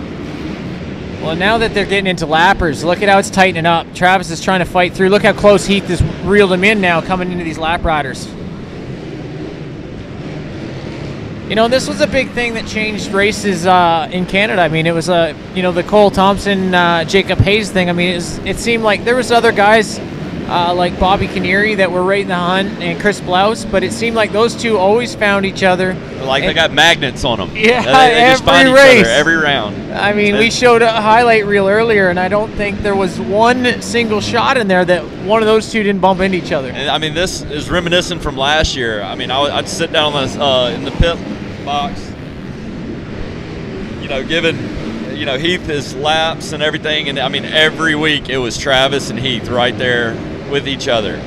I mean, Travis is, he's a veteran in this too, and he's been around. Well, and he knows how to ride these loose tracks. Every year, Travis is tough to beat here. He just puts in those consistent laps. This track breaks down, and there's Travis Sewell taking the win, followed by Heath Harrison. So that's just the first main. It's going to be interesting come here to the final when we got the Clash for Cash. But it's one of those things that until these guys get knowing each other for the year, you know yourself when you're out there at first, it's tough to know what your competition's like until you actually get that first main event under your belt. Yes, definitely. I mean, so we're going to go down to Taylor Dressler and hear what she has to say. Practice earlier today in qualifying. It looked like you really found your speed out there. Tell us about that moto. Yeah, the track's definitely difficult to stay light in all the turns.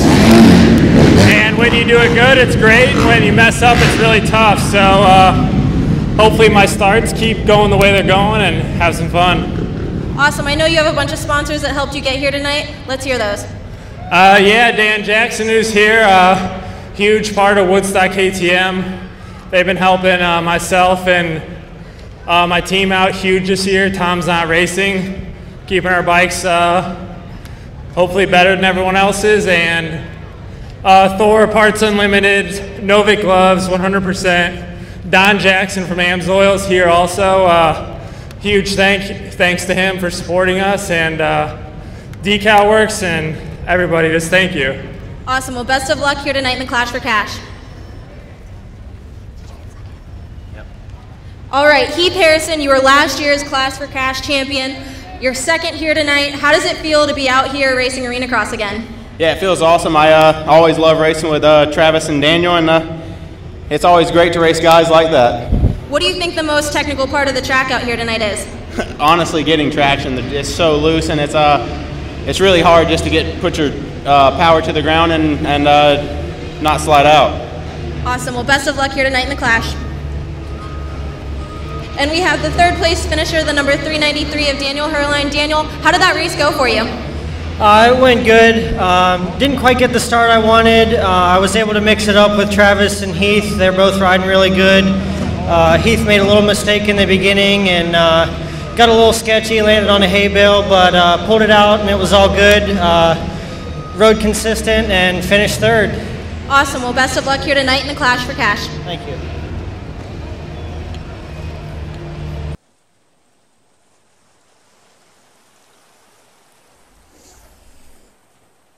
It's a scorcher out there today. Do anything you can to keep cool. I know we're all thinking it. I wish it were winter.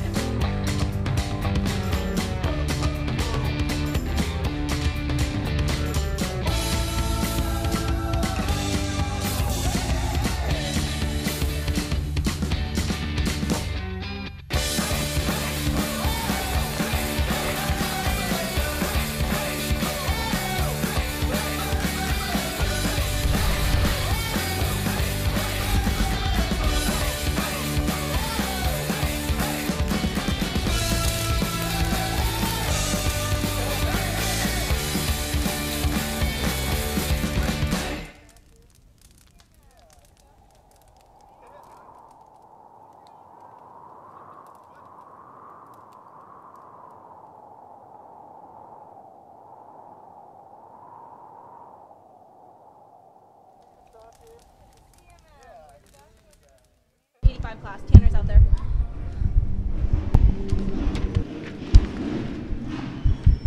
All right, we're back, and this is the.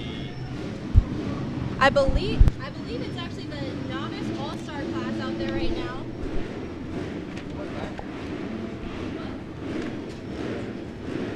And they're lining up on the gate, getting ready for this last moto for them. And most of these kids out there, they're between 14 and 16 years old, and they're right at that age where, you know, they're either getting really serious about this and having fun, or maybe they're just out there, you know, with their friends. All right, the novice all-star class is off the gate. And it looks like the whole shot goes to the number 184 of Tanner Ward. Tanner's here all the way from Canada. I know he's been working with the Frank Fit program, and he's got a KTM deal up there in Canada. So he's down here in the States getting some indoor riding in. Yeah, Taylor, I was watching Tanner in practice today, and, man, he's riding that new 150 from KTM, and, man, he just looks really good on this bike. He feels right at home on it. That 150 is an awesome bike. I had one for a few years, and I regret selling it. I would trade the bike I have right now for his bike in a heartbeat. I got to spend some time on a 150 last year up in Michigan, and, man, I really loved riding that bike. It was so fun. They're so light and they're so fast. You know, I grew up riding two-strokes and 125s, and when I rode that 150, I just fell in love with it. So I know that Tanner, he's a tall kid, and he's at that age where he was a little bit too big for that 85. So this is a perfect transition for him, and I know he's super pumped on that KTM deal that he got through KTM Canada and Royal Distributing.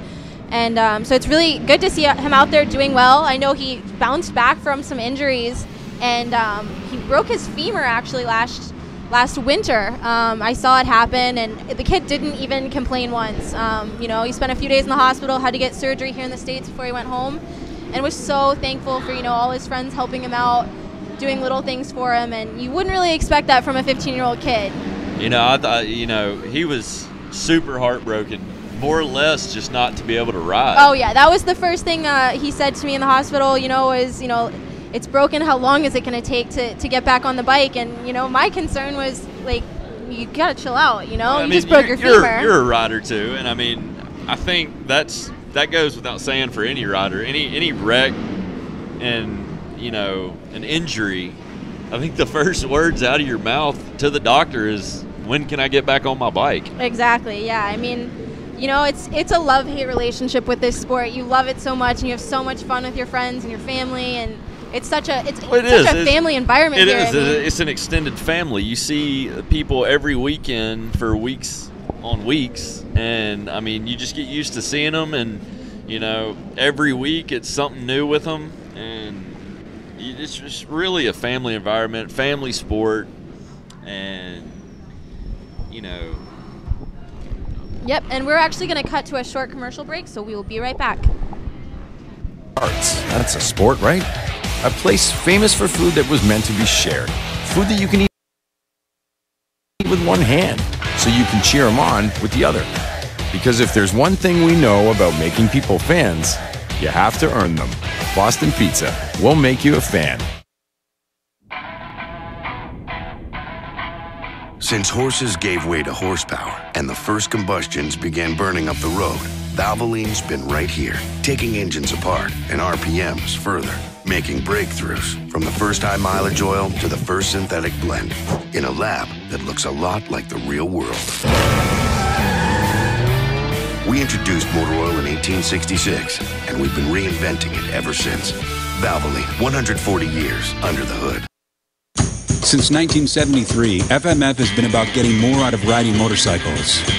More power, more wins, more fun.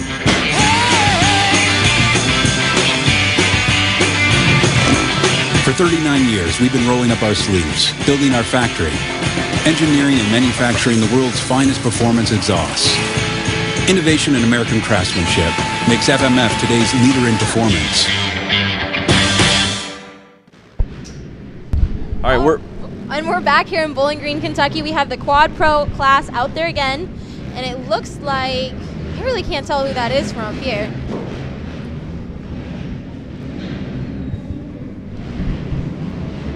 I think it's the number 3 of Stephen Brooks, but I'm not quite sure. And it's the 280. It says 280. Either way, that 265 of Nick Royalty is right on him.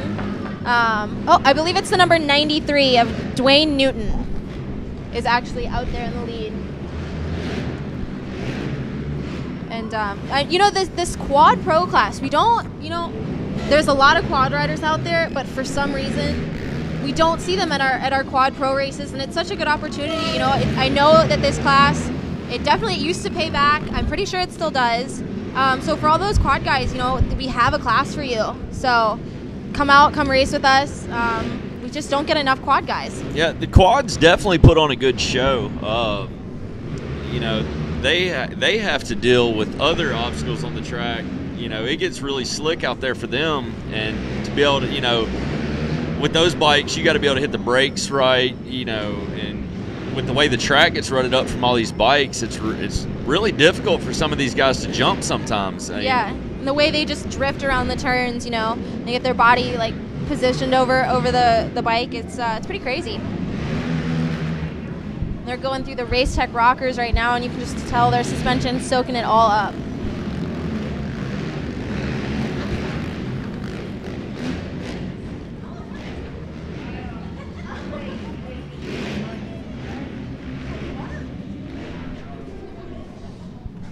And that is a checkered flag for that quad pro class out there. You know, and a lot of arena crosses don't have pro classes. You know, so it's a really good thing for these guys to be able to come to the AX Tour and have a class that they can come race in and, you know, battle it out for some money. Yeah, for sure. And you can see the banner right there, the Royal Distributing. They are a new partner at the Arenacross Tour, so stay tuned for info to come on that. They have some awesome things lined up.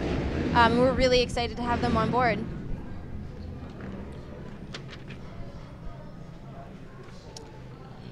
And we have the next class lining up on the gate there, and I know that we're starting to get into our last few motos, and you know, I'm kind of bummed the first round's coming to an end.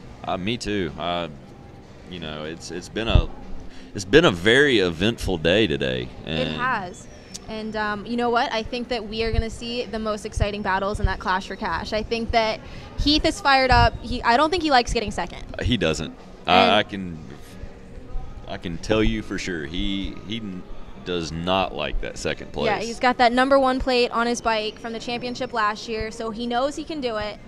But Travis is such a smooth, consistent rider, and he's such a smart rider too. You know, he's constantly watching lines, and I think that's one of his best qualities as a rider is the fact that he's super aware of all the other riders around him, where he is on the track, if he's got some time, you know, if he needs to make up time, that kind of thing. So. And I mean, another obstacle tonight is gonna be the track. This track is breaking down, and throughout this 20-lap Clash for Cash, this track is gonna get beat. And it's going to be interesting to see the different line choices they start taking throughout the moto. Yeah, and I mean, a lot of people, I think they underestimate the Clash for Cash. It is 20 laps all out, and that is a full sprint for these guys. And people are like, oh, it's only, you know, 20 laps, that's nothing. But you know, in the end, like, there's a lot of money on the line. So we're actually going to take a short break to do some track maintenance, and we are going to get a word from our sponsors.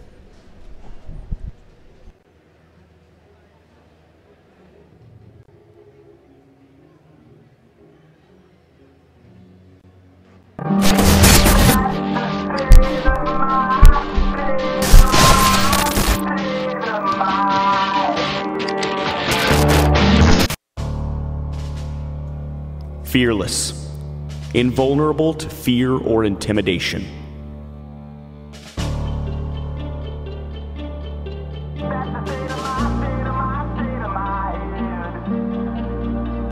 It isn't for the faint of heart. It never has been, and it never will be. There's no room for uncertainty or fear. It's all or nothing. When you're in, and there's no going back. The weak will always fade away, and the strong may fall, but they will always rise. There's just you and fate, waiting to wage war at the drop of a gate. That's the moment of truth. In that moment, you discover what you're made of. You become more than what they thought you'd be. but what you've always really been inside. You become the face of Fearless, and you'll never be the same.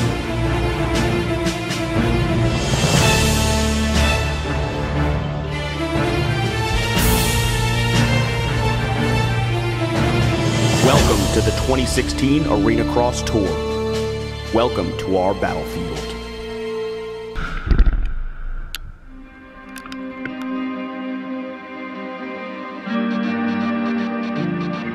That's the state of my, state of my, state of my head.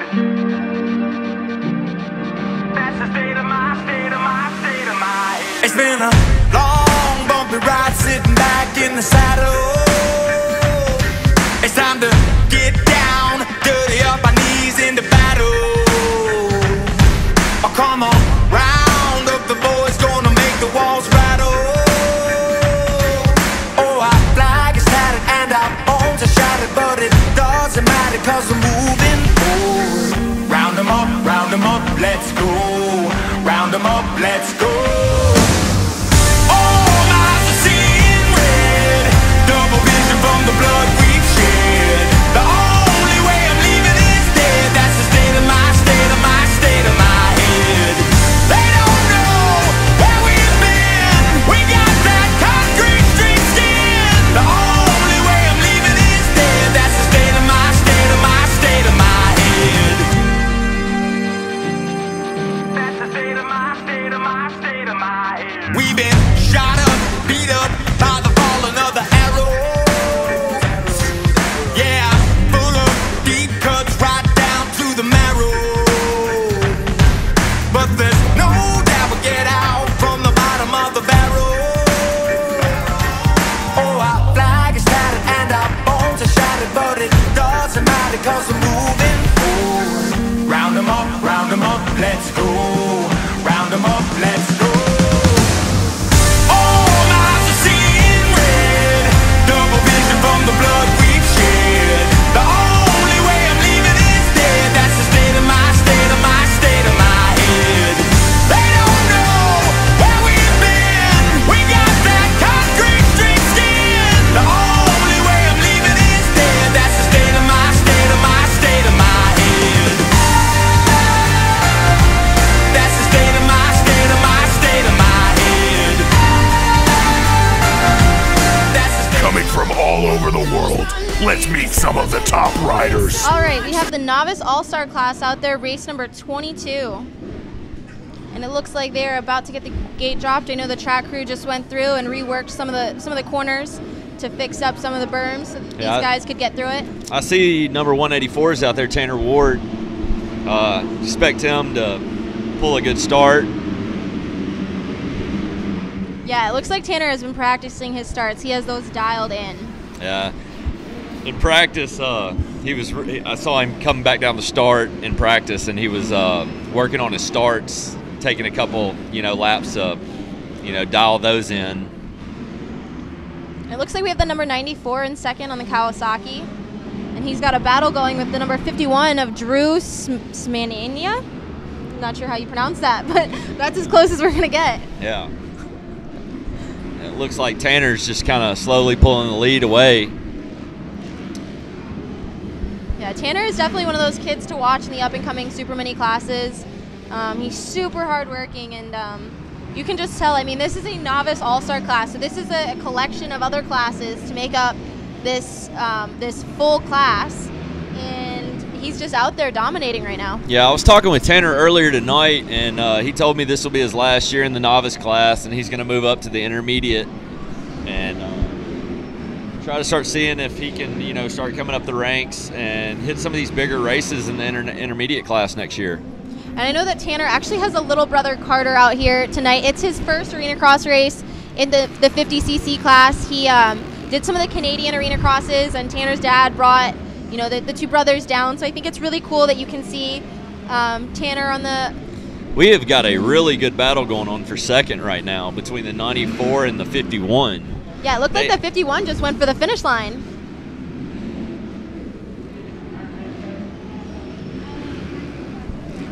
Arenacross is definitely a bumping and banging kind of sport. I remember when me and Justin were racing back in the day, I mean, I know I changed at least 1 or 2 swing arms, and you know, you crushed radiators, and you know, people come in hot in the turns, and I mean, you know, these tracks are really tight, and you gotta make a move, and when you commit to that move, you got to go for it. Yeah, for sure. I mean, these are, you know, small arenas. They make do with the best they can, and they build good tracks. But I mean, to build a track indoors, you know, you're not going to get an outdoor layout. It's a very different style of riding. Yeah, I mean, some of these guys, I mean, you know, I know in the 450 Pro class, you know, they're mainly riding this track in second gear. You know, they'll click up to like 4th through the whoops, you know, in a big set of whoops. But second, third gear is all they really touch in these classes. I know Heath told me one time that he was more comfortable in first gear running around the track. Yeah, and you can see some sportsmanship going on down on the track as those novice all-stars high-five each other as they pull off, so the next group of riders can step onto the gates. And we're going to take a short commercial break and be right back.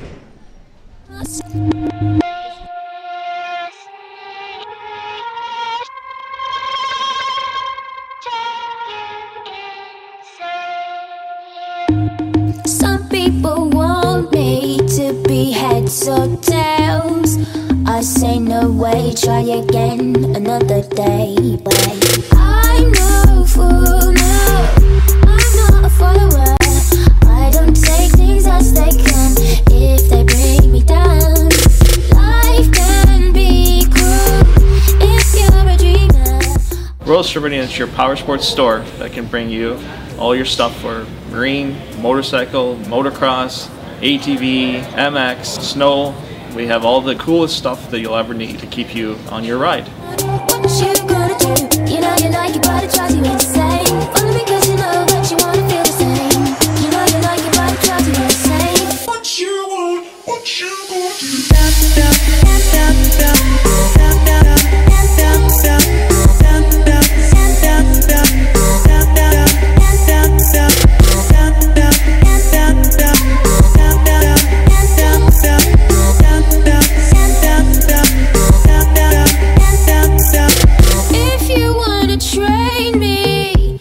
Marin Bikes got into the power sports industry in 2012 when we connected with Royal Distributing. They made a decision to go into this industry, and one thing led to another. After we connected with Royal, we then connected with the Rockstar CMRC Nationals, and we became the title sponsor for the bicycle division. Then we started getting the racers, because all the racers train on Marin Bikes. And we connected with teams. We're the official sponsor of the GDR Honda team, for example. We work with all the KTM riders under the Royal Distributing banner. Kevin Benoit, Cole Thompson, Fasciotti, the Medaglia brothers, Mike Alessi, the list goes on and on. The reason we got into it is because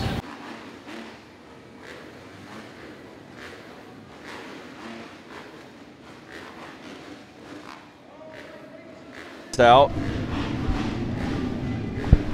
This is a stacked lights class, Justin. Yeah, no, this is going to be good. It's, you know, the racing, it's always good. In Bowling Green, you know, it's not ideal with the dirt the way it is, but you know what? It makes for great racing. You really don't know who's going to win. You don't. I mean, I will say this every night. The track is always a factor. It is. It is. There we go. Oh, the outside gate got a really good jump. But it looks like Matthew Weekly's going to pull it out, and he gets the whole shot. This is Matthew's first pro race. This is another local boy from my hometown in Memphis, and I've watched this kid grow up from 50s. And like we were talking about earlier, Matthew's rode this series since he was on 50s, and it's just been a pleasure watching this kid grow up racing.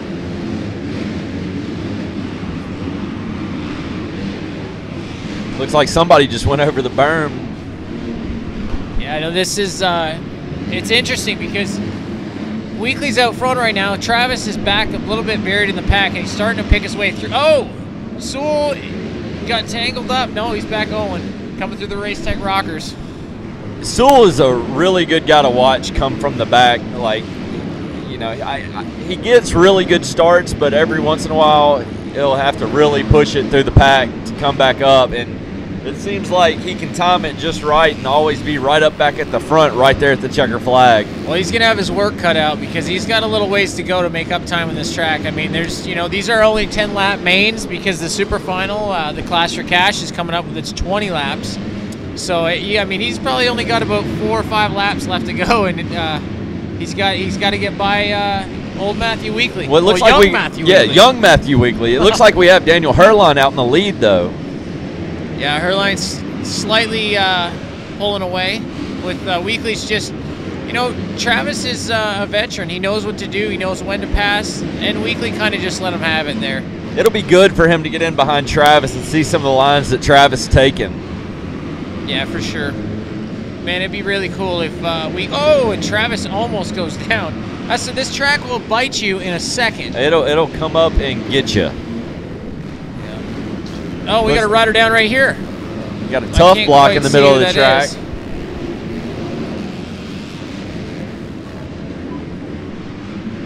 Travis still able to triple into that rhythm section. It's gonna be neat to see what kind of lines change in this Clash for Cash in the 20-lap main here a little bit later. Yeah, with the way that this track's breaking down, Herlin's starting to pull away now. Well, no, that's Travis has actually caught him a little bit that lap.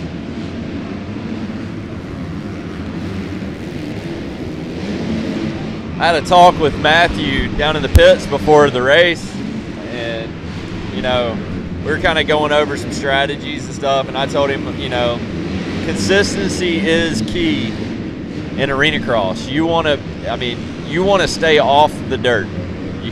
Yeah, for sure, and that's the important thing. When a track like this is breaking down that bad, it's not about going sprint speed the whole time. It's about getting a good start, putting consistent oh man, we got a heck of a wreck just off the screen there. I seen tough blocks flying. And I saw right where Travis is coming up. I saw wheels up in the air. This guy looks like he might be feeling it a little bit. And there it is. Yeah, I was talking with Matthew earlier tonight, and he's been down at Heath Harrison's training for the past couple of weeks, getting ready for the Arenacross tour, and I had dinner with Heath the other night, and Heath was just just telling how great and improved that Matthew Weekly has gotten. And we see here Matthew just, gets a third. Yeah, impressive. His first pro race, Andy White, if you're watching, there's another potential FXR rider. You never know, right? I mean, he rides in the same van with Heath Harrison. We're going to throw it down to Taylor Dressler. For that AX Lights class, Travis Soule. Travis, this is your second moto main event win. Or second. You finished second here, sorry. Tell me about how that moto went for you. The first couple laps are pretty chaotic. There's a lot of banging going on. My clutch actually almost broke off, but Daniel and I ride together every day, so him beating me is not a surprise. I know it's going to be tough every time I race him, and just having a lot of fun out there. Awesome. Well, I know you have the Clash for Cash coming up, so best of luck in that. All right, in the 393, the moto winner, Daniel Herline. Daniel, how does it feel to get the win here tonight? It feels good. I've been putting in a lot of laps with Travis, and it's especially nice that we were able to go 1 and 2 here in the Lights main, and yeah, it feels good. Didn't get the best start, but did a little bar banging in the beginning and got myself out front and just rode consistent. Awesome. Well, I know you have a lot of sponsors that help you get here tonight. Let's thank those. Yeah, I'd like to thank A&Y Racing, Novik Gloves, Arai Helmets, O'Neill Gear, Club 57, FMF, 100% Goggles, and I'd like to also thank Dan Jackson for his support. Awesome. Well, best of luck here tonight in the Clash.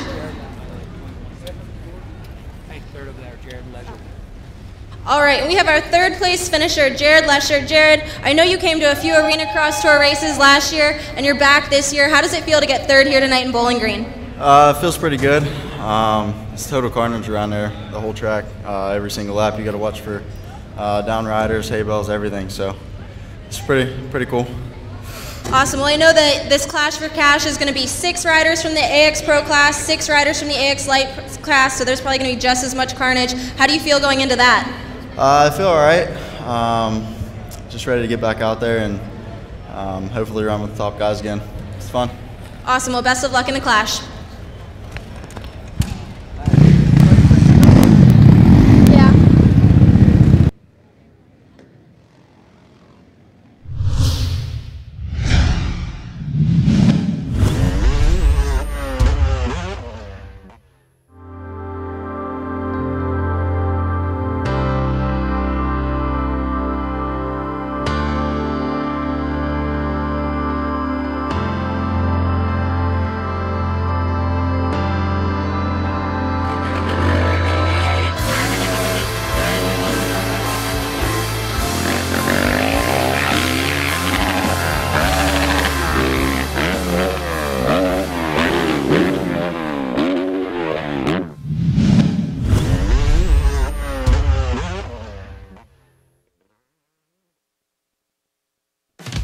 There's always been a place where you can celebrate the little wins just like the big ones, where you can always get a table for the family or the team, and the game is always on.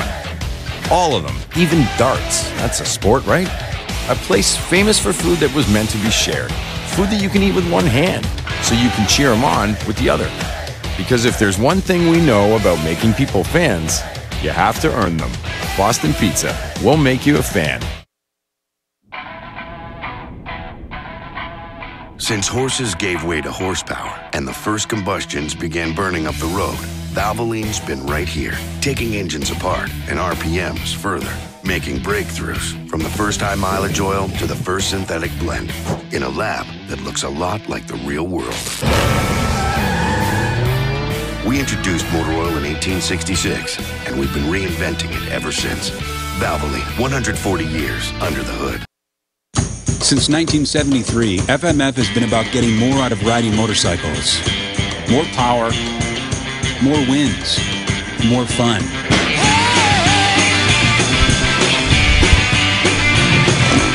For 39 years, we've been rolling up our sleeves, building our factory, engineering and manufacturing the world's finest performance exhausts. Innovation and American craftsmanship makes FMF today's leader in performance. And we're back, and this is the 50 Senior All-Stars. And it cut to me a little late, so I'm trying to figure out who is in the lead. I believe there's a battle going on between that 451 and I think it's 718 of Bobby Billings. Yeah, it's the 451 and the 718. Bobby Billings is coming from Burleson, Tennessee. And the 451 of Mitch Pierce is from Jamestown, Ohio. This is such a cool class because these riders are starting to get comfortable on bikes. They're off of those PW50s, and they're learning how to use the throttle a little bit more, especially on some of these KTM 50s. They're fast. Oh, they are fast. See, you twist the grip and let her rip. Yep, and I think this is such a progressive class. You see these riders change so much throughout the year and get more and more comfortable, and I think that when they ride on these indoor tracks, having the whoops and the rhythm sections and the tight turns, they really have to learn how to use the throttle and how to be confident on the bike and consistent, and not get whiskey through some of the areas because you have walls all around you. Yeah, these bikes here, I mean, it's almost a miniature version of a big bike. The suspension on these bikes, the power they give, the way that you set these bikes up, it really teaches these kids a lot about, this sport and the maintenance and everything that goes along with the racing.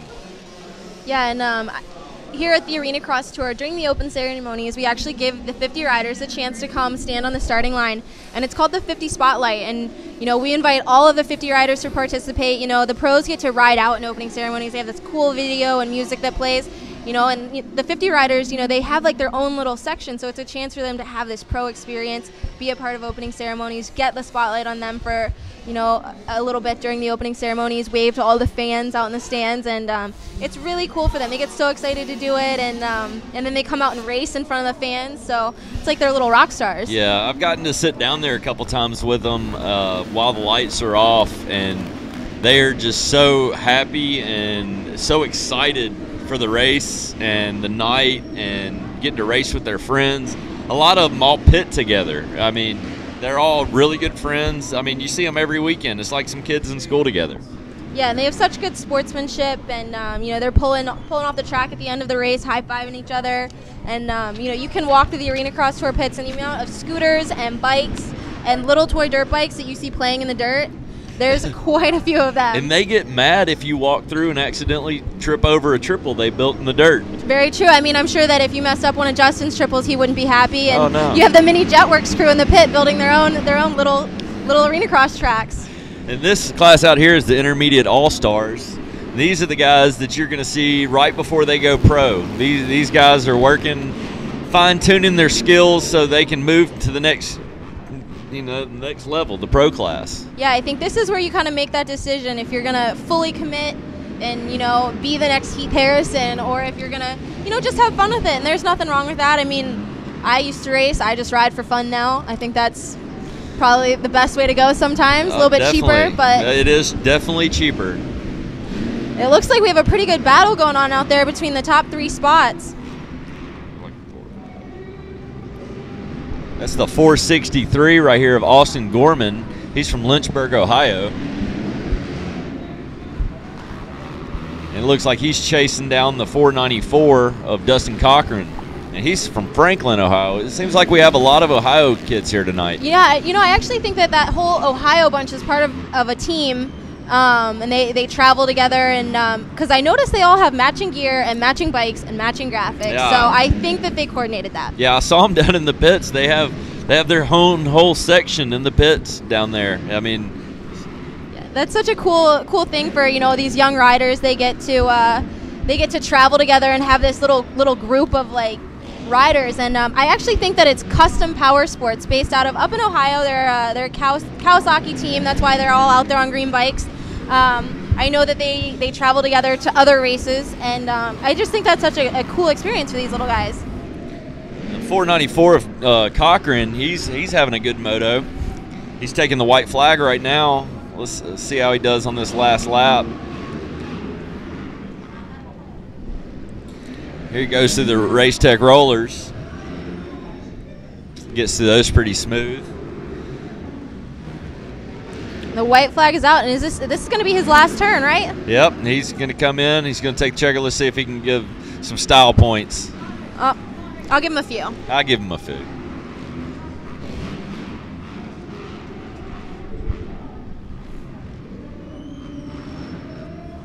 And we're nearing the end of the night here at Round 1 in Bowling Green, Kentucky. We're going to take a short commercial break, and we will be back.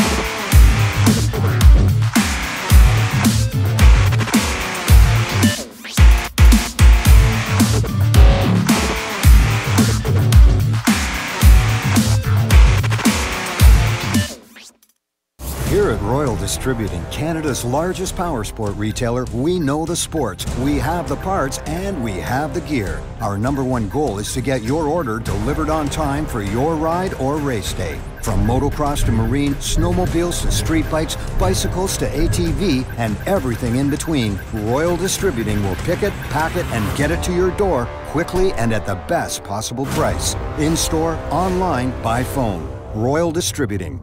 It's that easy.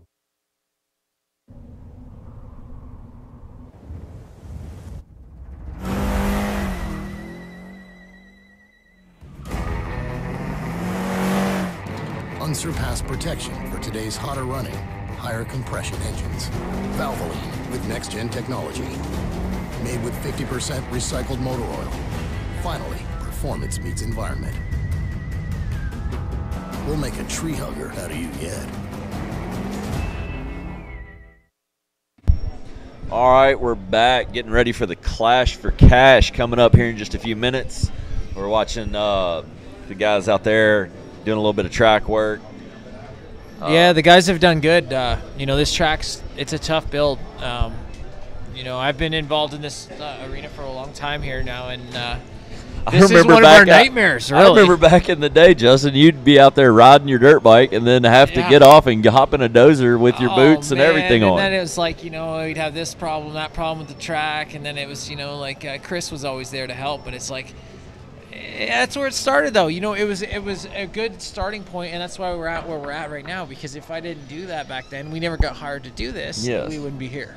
Yeah, and your crew that you've hired over the years, they've really molded into really good workers for you. And I mean, you don't have to sit there and babysit them. They know what to do. No, they did a phenomenal job. The real cutting of the what do you call that? Umbilical cord. The umbilical cord. Yeah, was. The end of last year, we really just let them start doing their own things. And I mean, I'm a track guy, so I like being on the track. I don't really like being in the broadcast booth. But you know what? It was the best chance to let them get out there. We're getting old, Justin. I know. What do I got to sit in a chair now? Is that what you're saying? I mean, we can get a roller chair. Oh, we can turn it into some fun.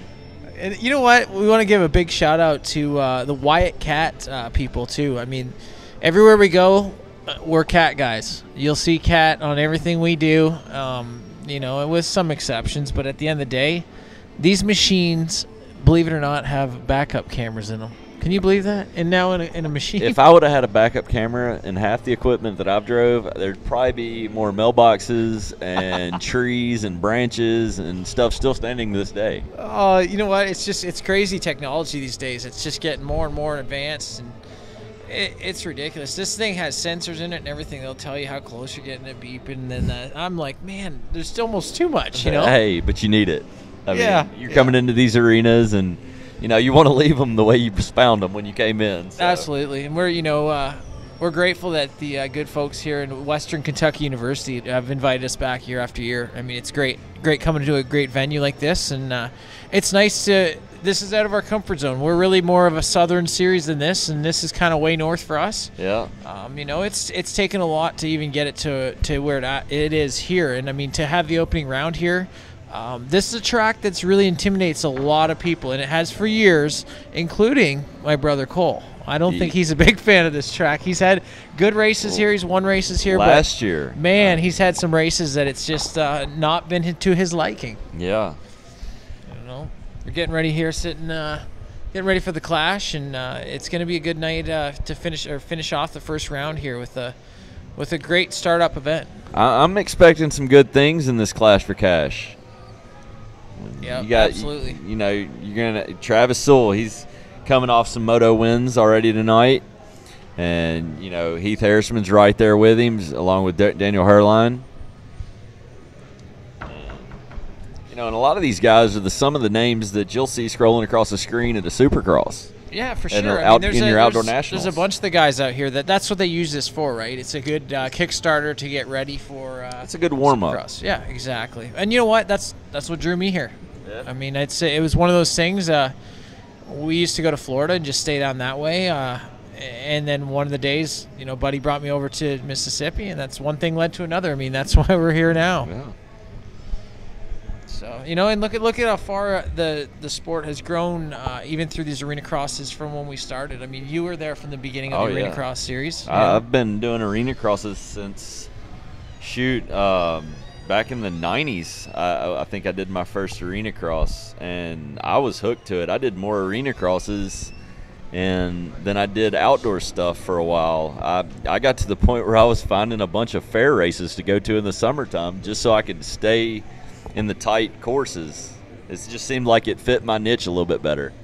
Yeah, you know what? Same with me. That's the same thing. You know, I just found that I got tired of just pounding the pavement, driving all these supercrosses and going to all these nationals and stuff, and I was getting to the end of my career. So, you know what? It was a nice close to a good career, and it's a nice way to for the young guys to come up and try and poke around at the pros, and the older guys to have a little bit of longevity in their careers. And, you know, and it's also good Kickstarter for like the guys getting ready for Supercross, like Heath Harrison. You see there on the FXR gear. Look at that gear too. Man, he loves that gear. I love the camo. I knew you would. The See, camo. I talked to Andy about this, and Andy says, "Yeah, he went with the full dark camo," and I went, "Oh, okay." They also make a snow camo that I told Heath that I better see him wear sometime this year.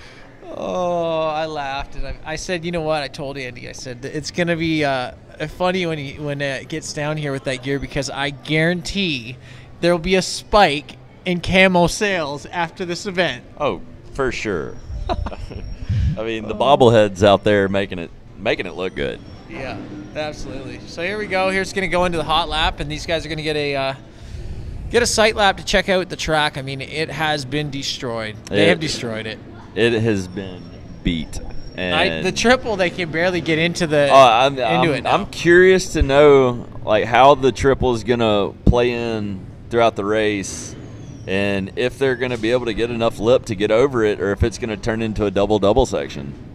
Absolutely. And, you know, it's so channeled to the middle, just outside the left on the middle where they've been hitting. That's a fast line. So there's a groove. Even though the guys have been out there fixing stuff, the dirt's deteriorated so bad it won't pack in anymore. So you can see it just on the left of the side there, right there. That's where it's going to be tough to get good traction to get over it. And from this angle, it does look like no big deal. It looks like me and you jump it. But you know what? It's technical. But you also go stand down there, and it's, 6 foot tall, and it looks 2 foot tall from the TV. I mean, the good thing about, like, during the day, you can come down and, we have the track walk, and you can come and walk the track and, really get a feel for what you're going to be hitting that night. Yeah, for sure.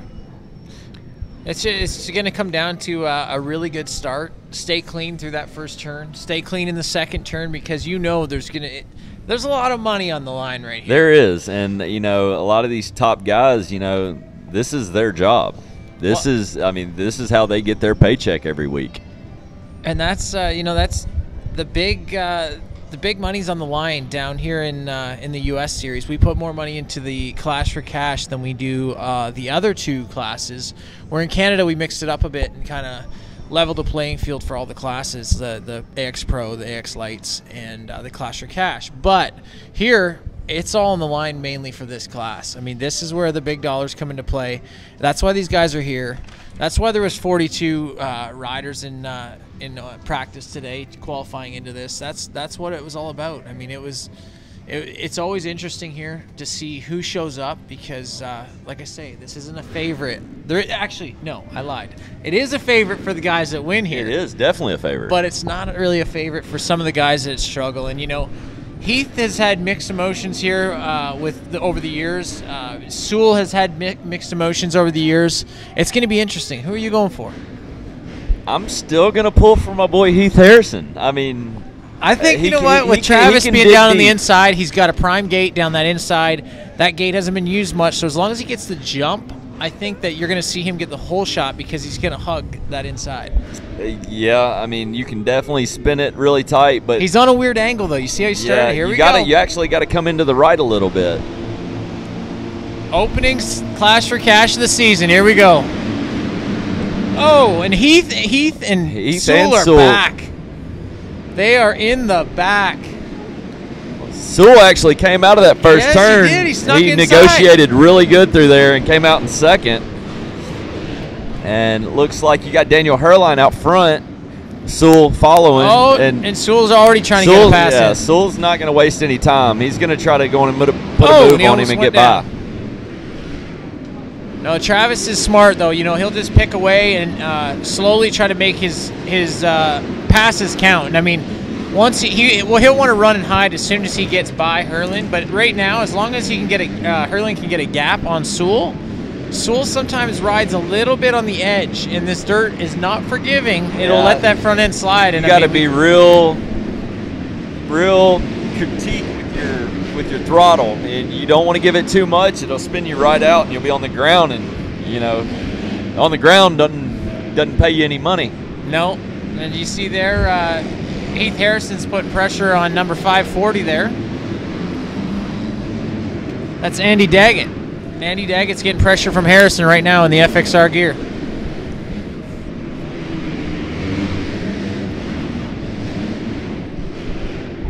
He's got a really smooth style. He's really fun to watch.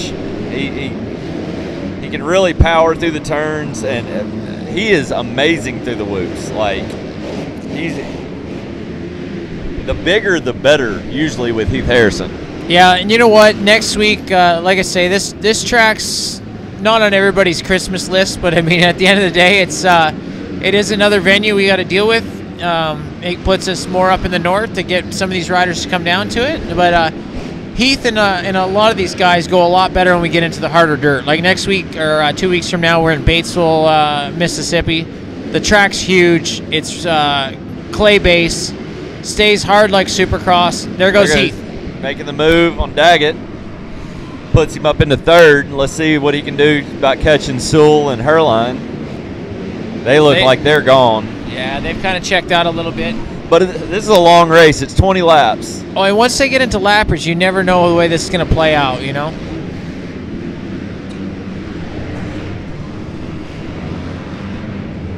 It just looks like he's settling into a pace right now and trying to put consistent laps in, you know? I mean, they're short lap times, but it's a long race. I mean, when you're out there, you really do kind of like, you put down a hard charge at the beginning, and then you kind of pace yourself out, and then I mean, Arenacross is one of those things you kind of just see. It's a story. You got to see how it unfolds, and you know, you never know what's going to happen. Oh, Travis is actually reeling in Herlands now.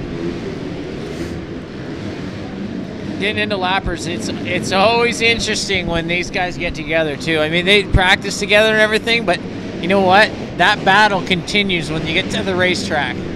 Watch Travis through this turn right here. He flows through that turn so fast.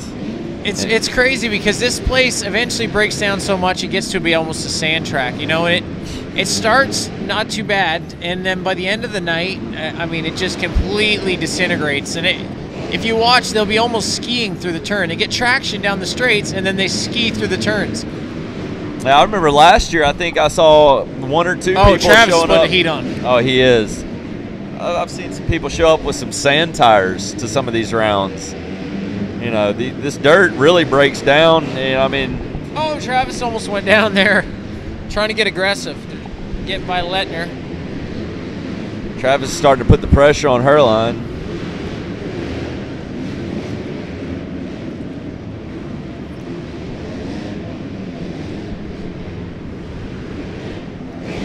I was walking the track earlier after the practices, and I was seeing how the track was shaping up. And here we go. Here, I think they're getting ready to set. Look, Travis, nice clean pass. And they're already starting to double through that section there. Yeah, like I say, that face of that triple's getting so broke down. It's oh, we got some lap riders down there, but they all get through clean.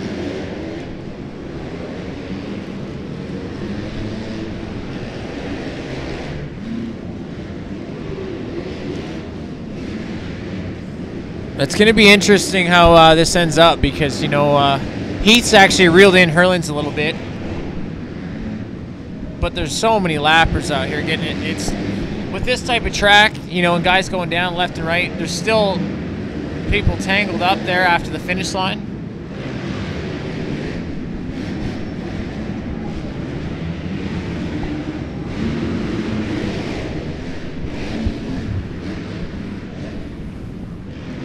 Heath's just kind of settled into a pace that he's just riding his own race out there. It's a long series, and I mean, Heath's been around for a while. He's a veteran of this class, and he knows what it takes to be a champion in this class. I mean, he's battled with some of the best that has came through the Arenacross Tour, and absolutely. No, he's seen everybody come through this program, including Jeremy Martin and a lot of those guys over the years, and it's been good. We've had a lot. We'll have interest. You never know who's going to show up. It's very interesting. So there must be something tangled on those two guys' bikes because I see everybody standing. Yeah, they can't. We can't get a good glimpse of it. Apart. Yeah, something's pretty bad though.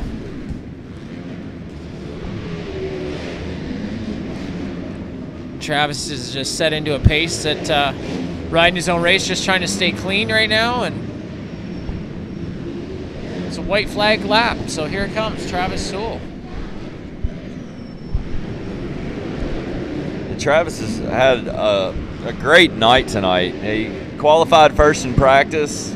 He's won every moto tonight, hasn't he? No, he got second in the one, but you know what? Travis Sewell takes the win. Hurlin's in second. And Heath Harrison is coming around there in third. That's your podium tonight. I mean, great race. Kind of those guys have been up front all night, and they really showed when it came down to the track up deteriorated near the end there, but it ended up the cream always rises to the top. It does. And I mean, these guys have a lot of respect for each other, and the sportsmanship that these guys show is just amazing. Yep, they race when they're on the track, but they're all buddies off the track. So at the end of the day, it's good sportsmanship. So we're going to throw it down to Taylor Dressler and see what they have to say. Like so Andy can see it? Yeah. I was down with the lead for a while. All right, I'm down here with Heath Harrison. Heath, you got third in the Clash for Cash tonight. How did that race go for you? It was all right. I didn't get off to the start I wanted, and got a little bottled up in the first turn, but made some good passes and then just rode a steady third place. And shout out to Travis and Daniel. Those guys are riding awesome tonight, and it was a good one. I know you have a bunch of sponsors that helped you get here. You're wearing some really cool new camo gear. Who helped you get out here tonight? Yeah, I couldn't do it without my whole family, my mom, my dad, my brother, and my sister. Got Gear Motorsports, Roost MX. Oh, Andy at FXR, that guy's incredible. Just this morning, I didn't even know I was going to have gear tonight, and he sent Billy down from Direct Motocross from all the way from Canada and hand delivered me my gear, so that was pretty awesome of those guys, and couldn't thank them enough. And Scott Goggles and just everybody, thank you. Awesome. Well, best of luck in the remaining rounds here at the Arenacross Tour. Thank you.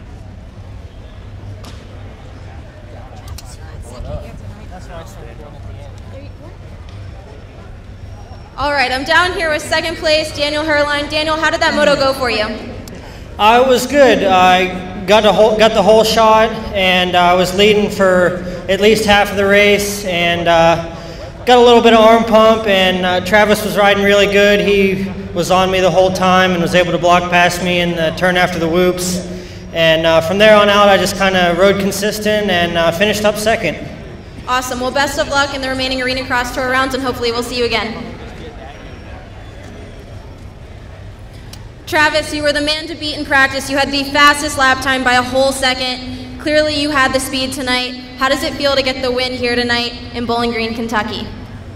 Feels really good. Like I said earlier, Daniel and I have been working really hard the last 3 or 4 weeks, and we're only about halfway through what we're trying to make ourselves go through. So I see only progress coming from here, and can't thank Dan Jackson, everyone at Woodstock KTM, Don Jackson at Amsoil, huge supporters. I really would not be here racing if it wasn't for everyone at Woodstock and TZR. So I truly appreciate everything they do, and I appreciate everybody for coming out, and also all of you guys that put on the race.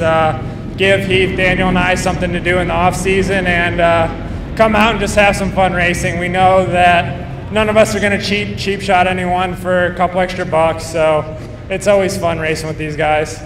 Well, I'm sure you're excited to take home a little extra money tonight with this Clash for Cash win, and hopefully we'll see you in Batesville.